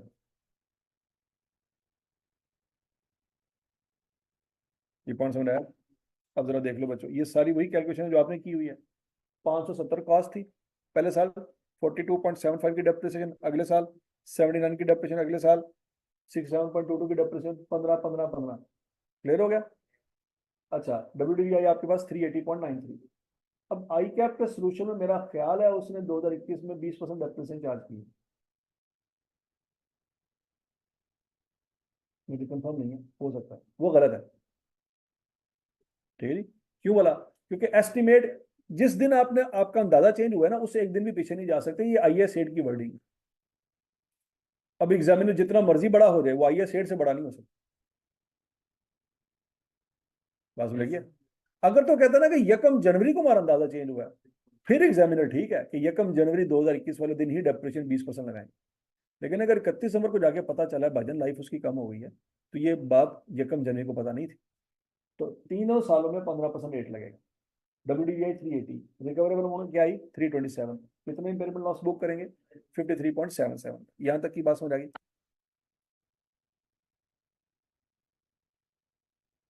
उस्मान मियाँ, हमें IFRS को फॉलो करना है, गैप को फॉलो नहीं करना, कैसी बातें करते हो।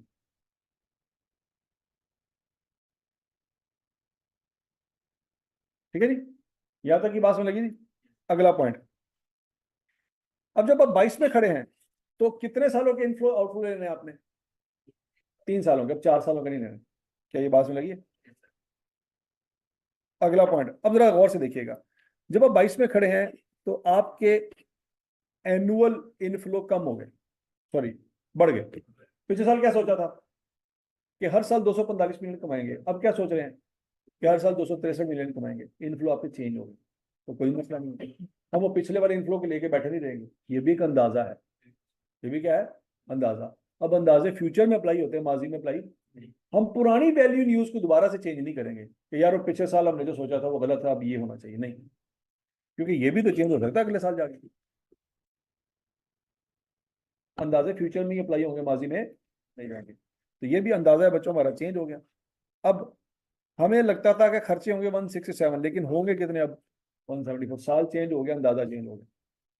अच्छा जी, एनुअल इंटरेस्ट ना पिछले साल लिया ना इस साल लेंगे, ये नहीं चेंज हुआ।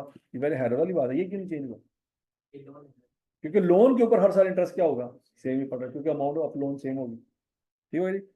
Net sale proceed at the end of useful life, क्या ये भी चेंज होगी, यस ये भी चेंज होगी। ठीक है जी। अच्छा, ये क्यों कम हुई, कोई बता सकता है मुझे। नहीं नहीं नहीं, देखो ये वाले पैसे 4 साल बाद मिलने थे, ये वाले पैसे 3 साल बाद मिलने थे। डेट अल्टीमेटली सेम है दोनों सूरतों में। मतलब किसी कबाड़िए ने 2025 की डेट दी होगी कि 2025 में मेरे पास आ जाना, मैं तुम्हें कितने पैसे दूंगा, 142। तो अभी भी 142 ही होना चाहिए ना, कबाड़िए ने तो डेट सेम दी हुई है, तो जुबान भी दी हुई है, ये फिर क्यों चेंज हुआ। आपने उस प्लांट को ज्यादा इस्तेमाल करना शुरू कर दिया। देखो ना, आप उससे इनफ्लो क्या ले रहे हो, ज्यादा ले रहे हो। नहीं बात लगी। देखिए गाड़ी है, ब्रांड न्यू गाड़ी 2021 में ली थी, दो भाई ने। एक भाई ने साल में सिर्फ एक महीना गाड़ी चलाई, बाकी सारा साल गैराज में खड़ी रही। दूसरे ने भी सेम तारीख को सेम कंडीशन के साथ बिल्कुल ब्रांड न्यू गाड़ी ली, लेकिन वो पूरा साल 1 लाख किलोमीटर चला चुका है। बात समझ आ रही कि नहीं आ रही? मॉडल नंबर शंबर सब कुछ एक दिन का है। जब ये दोनों गाड़ियां कल को मार्केट में सेल होने के लिए जाएंगी, तो क्या दोनों का रेट सेम लगेगा? नहीं, जो गाड़ी ज्यादा चली उसका रेट कम लगेगा। तो आपने 2022 में जब अपने इनफ्लो आउटफ्लो को देखोगे तो आपको नजर आ रहा है वो ज्यादा है। इनफ्लो ज्यादा है, क्या मतलब है? प्लांट को उसकी कैपेसिटी, मतलब उसकी आपने उसको ज्यादा चलाना शुरू कर दिया। क्या करना शुरू कर दिया? तो ज्यादा जब चलाएंगे, तो जब तक कबाड़िए के पास पहुंचेगा तो उसकी कंडीशन थोड़ी सी खराब हो चुकी होगी, तो वो अब उतने पैसे नहीं देगा जितने वो पहले दे रहा था। पॉइंट समझ आया कि नहीं आया? तो 142 की बजाय आपको कितने पैसे मिलेंगे? 140 मिलियन। हाँ जी, तो ये देखो ना, साल गुजर गया तक आके आपने प्लांट की मत मारी, तो चला हुआ प्लांट जब आप मार्केट से पता कराएंगे तो समझ आई। एडिशनल सेल्स ये नहीं लेना आपने, ठीक हो गया जी। तो बच्चों, अच्छा, डिस्काउंट रेट भी चेंज हो सकता है, ये बात याद रखना। स्टेट बैंक का रेट है ना, तो स्टेट बैंक तो किसी वक्त भी क्या कर सकता है, रेट ऊपर नीचे कर सकता है। तो आप तो मजबूरन वही रेट लेंगे जो मार्केट में चल रहा है। तो इस वक्त स्टेट बैंक ने 2022 के एंड में जाके कहा रेट क्या है, 10%। तो अब आप जब 2022 के एंड में बैठ के वैल्यू न्यूज निकाल रहे होंगे, तो आपने डिस्काउंट रेट कौन सा यूज करना है? 10% यूज करना। यहाँ तक की बात सुनेगी। अब आप दोबारा कैलकुलेशन करेंगे 2022 में बैठ के। अब कितने साल आपके लिए रेलिवेंट है? 3 साल। 2023, 24, 25। 263, 263, 263, 174, 174, 174। और डिस्पोजल परसेंट कितना आएगा? 140। और उसके ऊपर डिस्काउंट रेट कौन सा लगाएंगे? 10%। यहाँ पे कौन सा लगाया था? 12%, क्योंकि उस वक्त वो अवेलेबल था, उस वक्त ये अवेलेबल। यहाँ तक की बात लगी। दोबारा वैल्यू न्यूज निकालेंगे बच्चों, क्या आएगी? 326.51। यहाँ तक की बात लगी। अब हम ऑलरेडी बच्चों पिछले साल फाइनल करके बैठे थे, हमारी वैल्यू न्यूज क्या थी? 327.16। यही हमारी कैरिंग अमाउंट बन जाएगी, revise carrying amount. Recoverable amount ही अब हमारी क्या बनेगी? Revise carrying amount. 2022 का साल है, यकम जनवरी को खड़े हैं। कहाँ पे खड़े हैं? यकम जनवरी 2022 पे खड़े हैं। तो यकम जनवरी 2022 से लेकर 31 दिसंबर 2022 तक 365 दिन गुजरे होंगे। डेप्रिसिएशन चार्ज करनी पड़ेगी, तो डेप्रिसिएशन चार्ज करनी पड़ेगी। रेट का कौन सा लगाएंगे? 15% के 20%? अब 20% लगाएंगे। तो 327 से 16% को 16 को पकड़ेंगे, उस पर 20% लगाएंगे। आंसर क्या आएगा?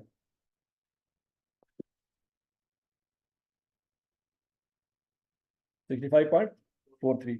तो अब आप साल के अंदर अपनी कैरिंग अमाउंट निकाल कर बैठे होंगे, कितनी आ रही है बच्चों? 261.73। यहां तक की बात लगी। और आपकी रिकवरेबल अमाउंट कितनी है? 326। और फेयर लेस पॉसिबल कितनी है? 280। इनमें से बड़ी वाली वैल्यू लेनी है 280, और 326 में से बड़ी वाली कौन सी है? 326। वो आपकी रिकवरेबल अमाउंट बन जाएगी। बात सब समझ आई? अब बच्चों, अगर आप देखें 261 को 326 से कंपेयर करें, तो आपकी कैरिंग वैल्यू कम है, रिकवरेबल अमाउंट ज्यादा है। इसका मतलब क्या हुआ कि जो इंपेयरमेंट लॉस आपने पिछले साल रिकॉर्ड किया था, वो रिवर्स करने का टाइम आ गया। जैसे रीवैल्यूएशन लॉस होता है और फ्यूचर में वैल्यू बढ़ जाती है, तो रीवैल्यूएशन गेन भी तो होता है ना। तो जब रीवैल्यूएशन गेन होता है, पहले पिछला लॉस क्या करते हैं? रिवर्स करते हैं, फिर गेन रिकॉर्ड करते हैं। याद है कुछ कुछ? वही स्टोरी यहाँ पे चलेगी। अब आपकी रिकवरेबल अमाउंट ज्यादा है, कैरिंग वैल्यू क्या है? कम है। तो कैरिंग वैल्यू क्यों कम हुई? क्योंकि पहले आपने क्या किया? इंपेयरमेंट लॉस रिकॉर्ड किया। अगर आप पहले इंपेयरमेंट लॉस रिकॉर्ड ना करते, तो हो सकता है कैरिंग वैल्यू क्या होती? ज्यादा होती।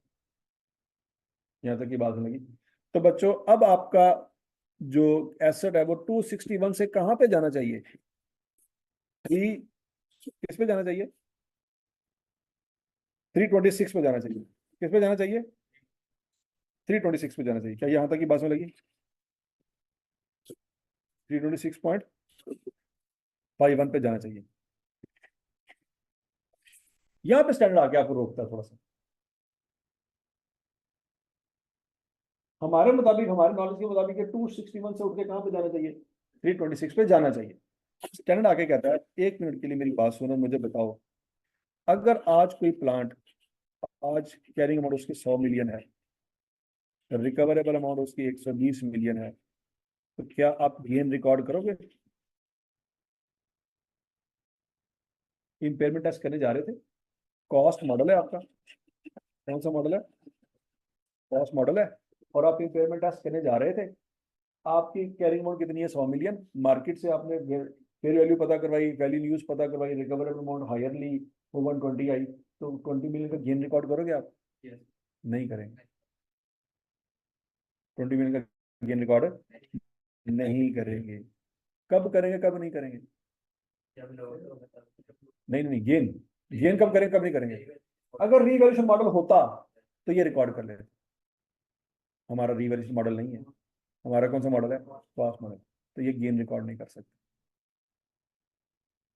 पॉइंट समझ आ गया? तो जब गेन रिकॉर्ड नहीं करेंगे, इसका मतलब इसको किस पे रखेंगे? 100 पे ही रखेंगे।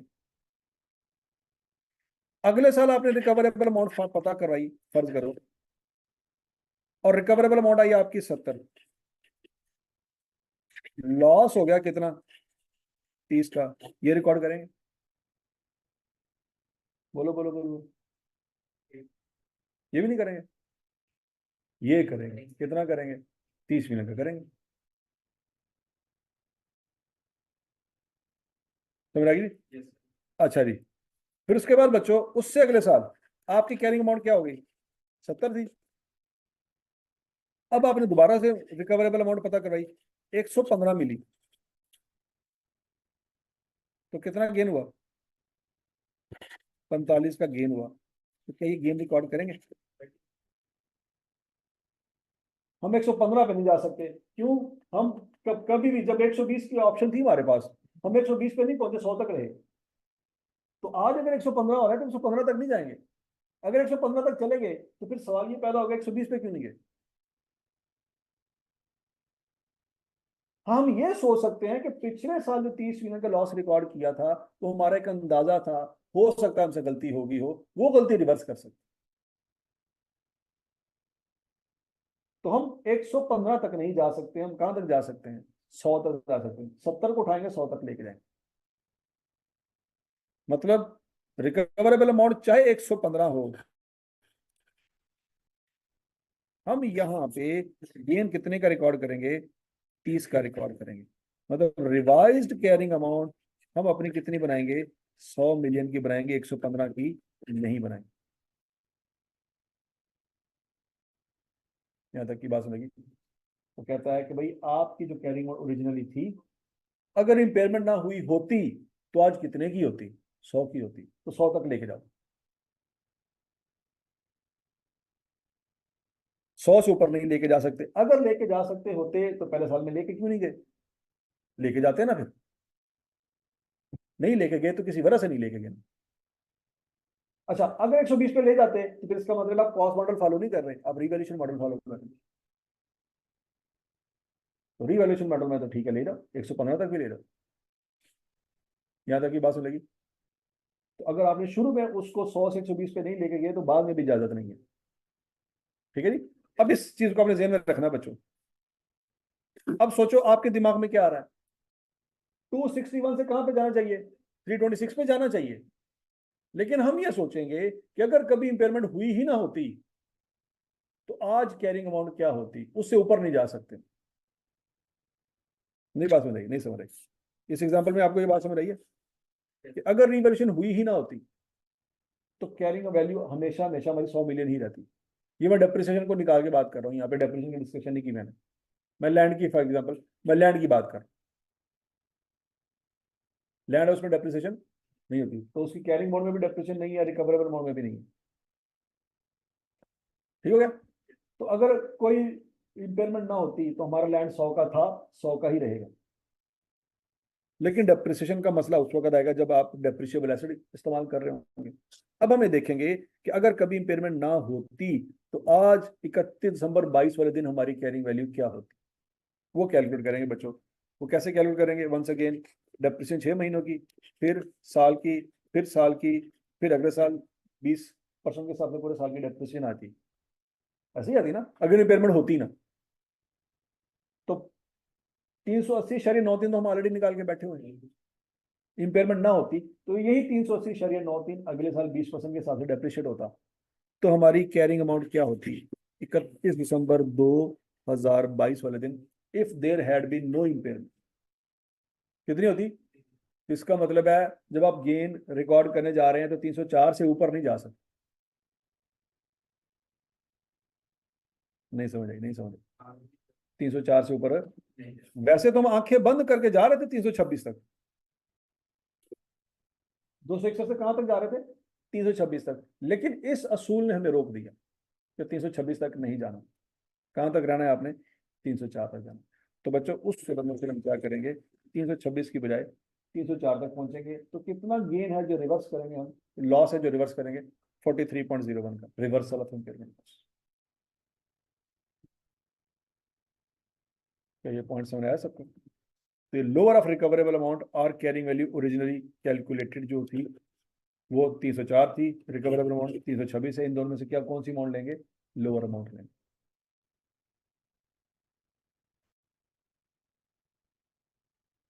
ठीक है, तो 326 तक अब नहीं जा सकते क्योंकि 326 पर अगर आप चले गए तो आपने गेन रिकॉर्ड कर ली। तो सवाल ये फिर पहले भी गेन रिकॉर्ड कर लेते, अब कॉस्ट मॉडल से रिवैल्यूएशन मॉडल में शिफ्ट हो जाते। तो कॉस्ट मॉडल में आप कॉस्ट तक रह सकते हैं या उससे नीचे जा सकते हैं, ऊपर नहीं जा सकते। यहां तक की बात लगी? ये सवाल समझ आया सबको? ये सवाल बड़ा इंपॉर्टेंट है बच्चों, एक ये वाला सवाल और एक ये वाला सवाल। अब इसको देखते हैं इसमें क्या मसले होता है।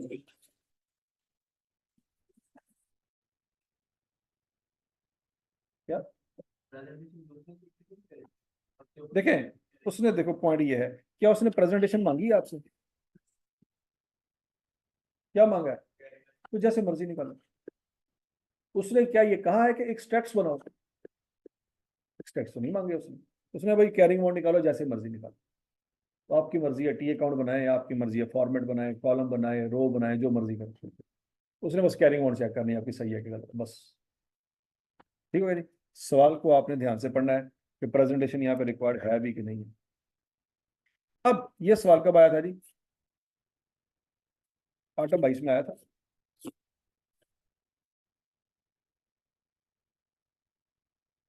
Zermuna Limited imported an automatic plant for 130 million. The commissioning of plant was completed on 1 January 2018। Commissioning से मुराद होता है बच्चों इंस्टॉलेशन। कमीशनिंग से क्या मुराद होता है? इंस्टॉलेशन।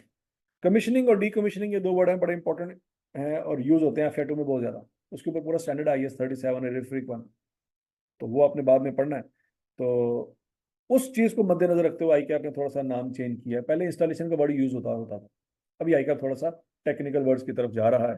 तो कमीशनिंग का वर्ड FAR 1 में पहली दफा आया, तो बच्चों को क्लियर होना चाहिए कि कमीशनिंग से मुराद क्या है? Installation at a cost of 10 million. Installation कितनी की है जी? 10 मिलियन। तो डेफिनेटली इसकी कॉस्ट में क्या हो जाएगी? ऐड हो जाएगी। The economic life of the plant was estimated 12 years and useful life of the plant was estimated 8 years। Economic life total life होती है, लेकिन कंपनी ने कितने साल चलाना? मतलब गाड़ी के लिए 50 साल भी होती है। आपको आज भी रोड पे कभी कभी 50 साल पुरानी गाड़ी नजर आ जाएगी, लेकिन वो गाड़ी फिर ऐसी होती है कि साल में 1 या 2 दफा निकलती है घर से। नहीं बात समझ लगी? तो टोटल लाइफ तो गाड़ियों की 50 साल भी होती होगी, लेकिन पॉइंट एक कंपनी ने कितने साल तक यूज करनी है, वो उसकी यूजफुल लाइफ है। कंपनी की पॉलिसी होती है 10 साल से ज्यादा पुरानी गाड़ी नहीं रखेंगे, क्योंकि बार बार हम मैकेनिक के पास गाड़ियां नहीं भिजवा सकते। पॉइंट समझ आ रहा है कि नहीं आ रहा? तो कंपनी की पॉलिसी क्या है, वो उसकी useful life. The plant is being depreciated at 20% per annum using reducing balance method. तो ये भी याद रखिएगा बच्चों, अगर इम्पेयरमेंट का सवाल आया तो आना रिड्यूसिंग बैलेंस मेथड ही, क्योंकि उसमें टेक्निकल थोड़ी सी मसले मसाइल होते हैं जो बच्चों से गलती होती है, तो ये एग्जामिनर को पता है। स्ट्रेट ऑन मेथड कर करके एग्जामिनर तंग आ गया, वो कहता है इनको रिड्यूसिंग बैलेंस मेथड में डालो। बात समझिए। अभी तक आई क्या आपने रीवैल्यूएशन में रिड्यूसिंग बैलेंस मेथड टेस्ट नहीं किया? आज तक रीवैल्यूएशन में हमेशा क्या आया है? स्ट्रेट लाइन मेथड है, ये बात याद रखनी है। अभी तक आई क्या आपने पंगा लिया नहीं है वैसे, रीवैल्यूएशन के सवाल के अंदर रिड्यूसिंग बैलेंस मेथड लेगा। वो जो रिड्यूसिंग बैलेंस मेथड लेके आता है ना, उस एसेट के ऊपर कॉस्ट मॉडल अप्लाई हो रहा होता है। रीवैल्यूएशन वाले मॉडल का जो एसेट होता है ना, उस पर कौन सा मेथड हमेशा अप्लाई होता है? रीवैल्यूएशन, सॉरी स्ट्रेट लाइन, ठीक है जी। Due to the declining demand for the product manufactured from this plant and impairment test was carried out on 31 December 2021। अच्छा, आपको पता नहीं इम्पेयरमेंट के दो फैक्टर होते हैं, एक्सटर्नल और इंटरनल। प्लांट डैमेज हो जाए, इंटरनल फैक्टर है कि जिसकी वजह से प्लांट की वैल्यू कम होगी। डिमांड कम हो जाए, ये एक्सटर्नल फैक्टर है जिसकी वजह से plant impairment. Following information has been gathered for the impairment testing of the plant. The current selling price of a similar plant in the local market is 50 million. The present decommissioning cost of the plant is estimated at 2 million. ये fair value less cost चले आगे।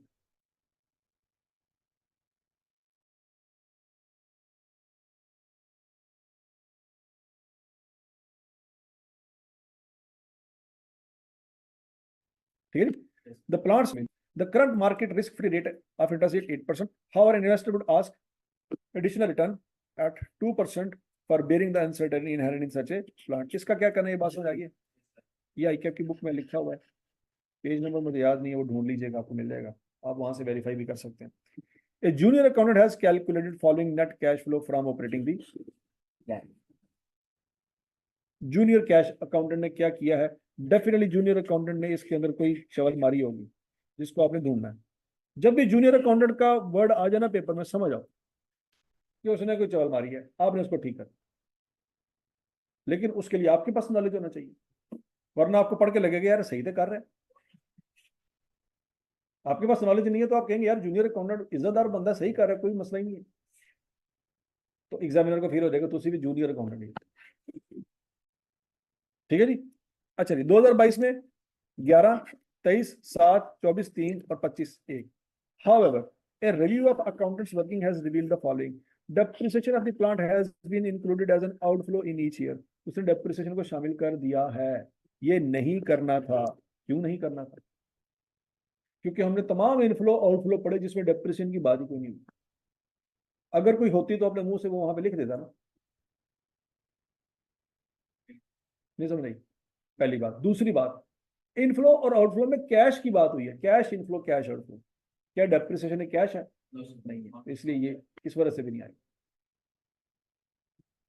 समझ आ गई बात? अगला point, tax payment of 2 million has been included as an outflow in each year. ये क्या चवल मारी है? टैक्स माइनस कर दिया उसने। अब हम बाय डिफॉल्ट जो रेट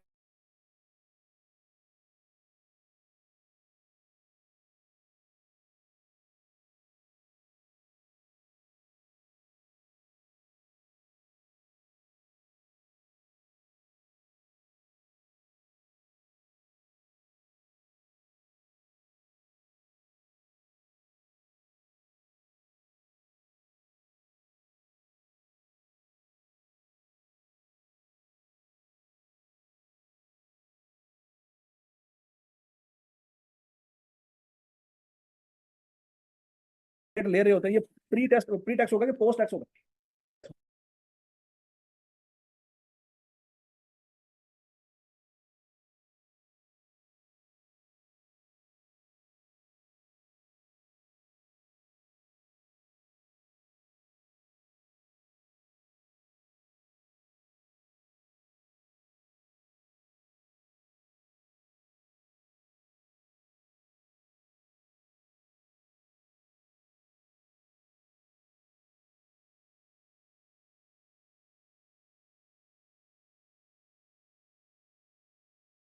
इन्वेंट्री आप ऑलरेडी बना के बैठे हुए हो, अब प्लांट आप बेच भी दोगे ना, इन्वेंट्री के पैसे तो आने ही आने हैं।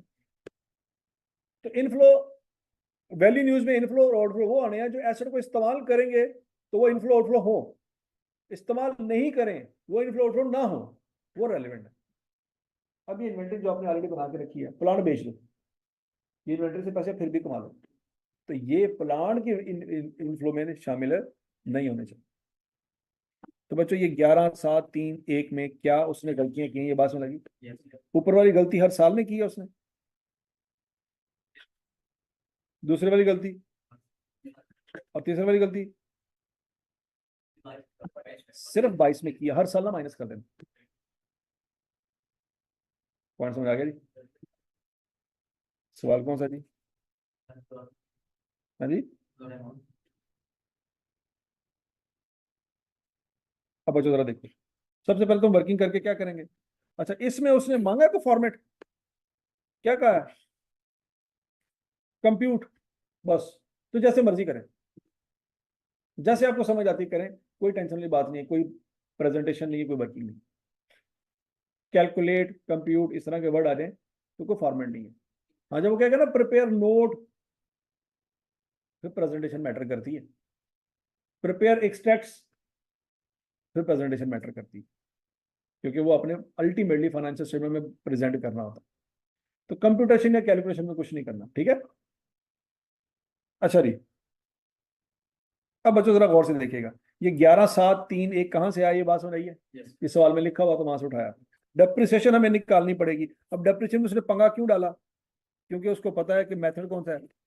अगर तो स्टेट एंड मेथड होता तो हर साल का सेम आंसर आता रहता। ऐसे ही है। तो बच्चों इसका मतलब है फिर आपको वो जूनियर अकाउंटेंट के हिसाब से सोच के हर साल की डेप्रिसिएशन निकालनी पड़ेगी, और हर साल की डेप्रिसिएशन सेम नहीं होगी। क्या यहाँ तक की बात लगी। पहले तो मुझे बताओ कि इसने कैलकुलेशन कब की है बच्चों, 21 की रात को बैठा होगा ना ये। 31 दिसंबर 2021 की रात को बैठ के इसने कैलकुलेशन की होगी, क्योंकि उसके लिए 22 फ्यूचर है। ये लिखा भी हुआ है 31 दिसंबर 21। 31 दिसंबर 2021 की रात को अगर वो बंदा बैठा हुआ है, तो पहले तो मुझे ये बताए ना कि उसकी डेप्रिसिएशन कितनी आ चुकी होगी अभी तक। WDV निकाल चुकी। 140 उसकी कॉस्ट है ना, 130 का लिया था, 10 की इंस्टॉलेशन हुई, 140 उसकी वैल्यू है, और 20% उसकी डेप्रिसिएशन रेट है। कितना टाइम गुजर चुका है बच्चों, 17 में लिया था ये।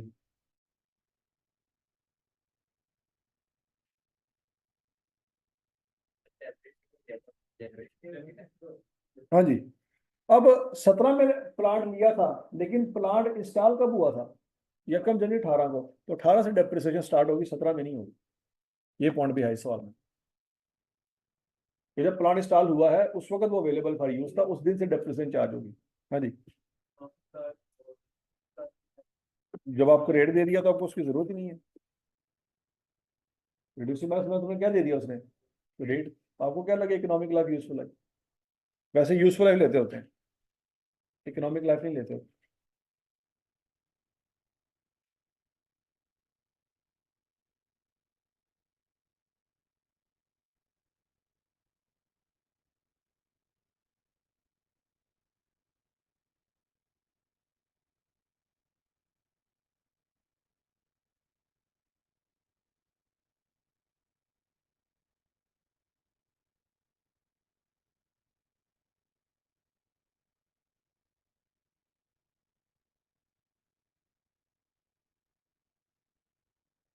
18 की डिप्रेशन आएगी, 19 की डिप्रेशन आएगी,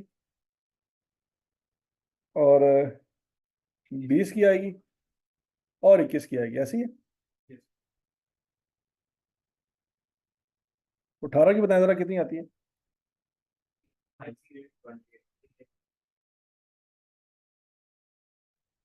28। 19 की 22.4, 20 की 17.92, और 21 की 14.336। टोटल कर ले शाबाश।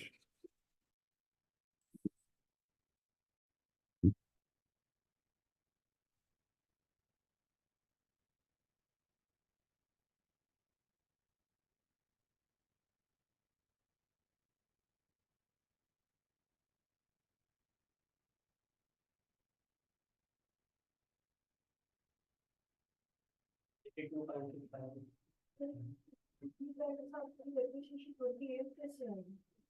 140 का 20% लेना है। कौन सा, तो 17 में लिया, इंस्टॉल कब हुआ था, ये कब जनवरी 18 को अवेलेबल था। हाँ जी, 82.656। तो WDV क्या आ जाएगी बच्चों,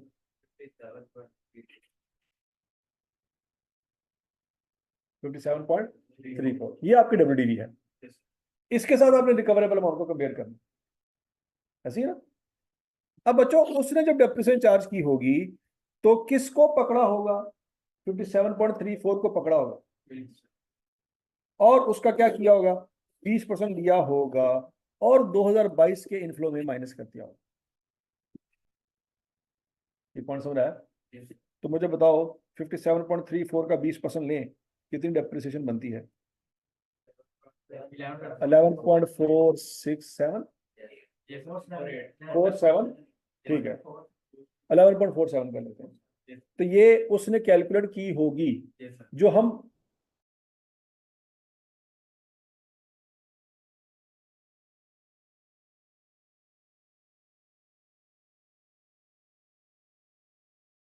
क्या कर रहे हैं और वो हम ऐड कर।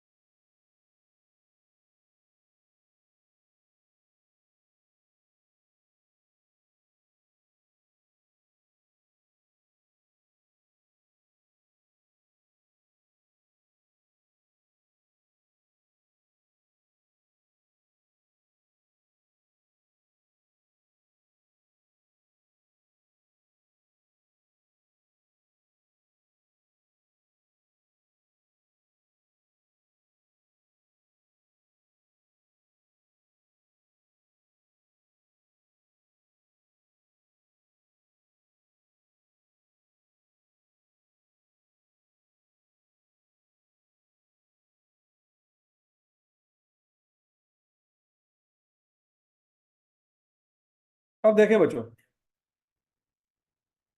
आपने 28 लिखा कैलकुलेटर में? इस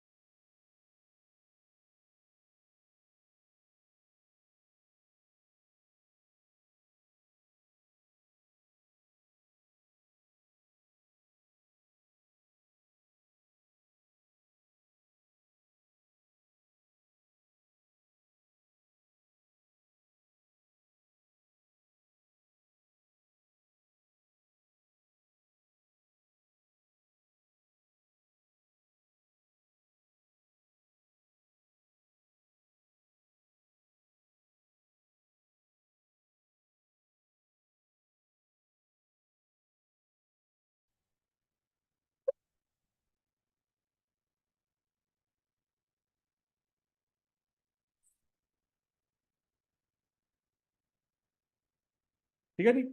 तो बच्चों डेप्रिसिएशन आपने निकाल ली आराम से। अच्छा, फिर उसके बाद टैक्स उसने क्या कहा? हर साल माइनस किया था, आप क्या कर दें?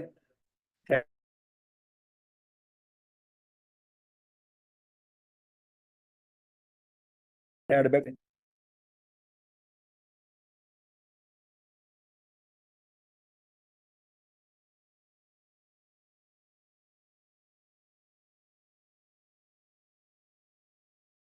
और इन्वेंट्री उसने ऐड की होगी, क्या करनी होगी, माइनस करनी।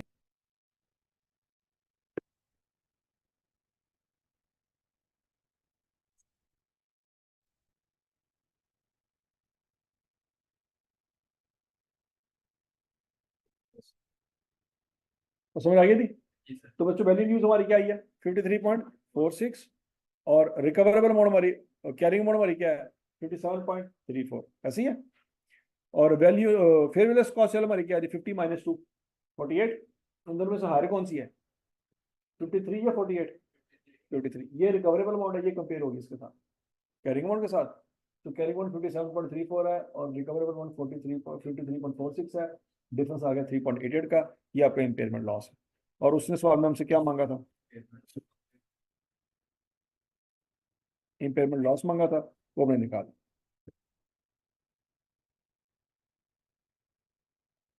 समझ आ गई।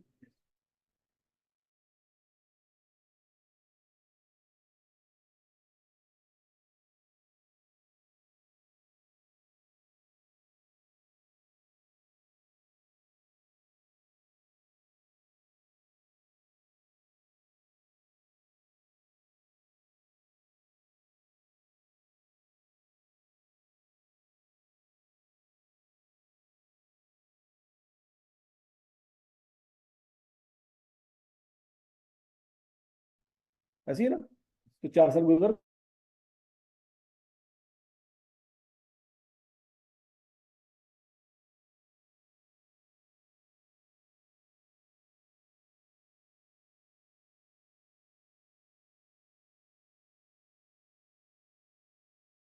है। हाँ उसकी लागत से निकाल के फिर WDV को आप यहाँ पे पुट करके अगले 4 सालों के निकाल। आपने एग्जैक्ट ईयर्स लेने हैं।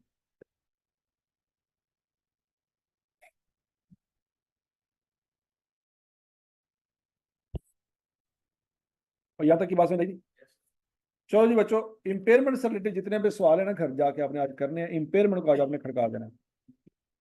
कर लोगे। इंपेयरमेंट का सवाल देख लें जी। स्प्रिंग 23 में आया था वो डिस्कस कर लिया हमने, आटम 22 में आया था वो भी डिस्कस कर लिया। और इंपेयरमेंट ये नोट में कहीं पे आया होगा स्प्रिंग 22 में। और आटम 21 में आया था 7 नंबर का। आटम 21 वाला सवाल अपने घर जाके कर लेना।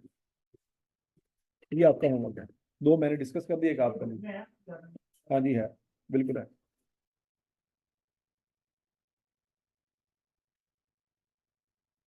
जी मैं इसके आपको मजीद फर्दर प्रैक्टिस क्वेश्चन जो है ना वो मैं सेंड कर देता हूँ, आप परेशान ना हो। यस सर सेंड कर। ठीक है जी। कल हम इन्वेस्टमेंट प्रॉपर्टी या गवर्नमेंट ग्रांट में से कोई करेंगे। थैंक यू बच्चों, अल्लाह हाफिज। कोई सवाल आपके यहाँ तो पूछ लें ऑनलाइन स्टूडेंट्स, कोई आप लोगों के सवाल हैं तो पूछ लें शाबाश।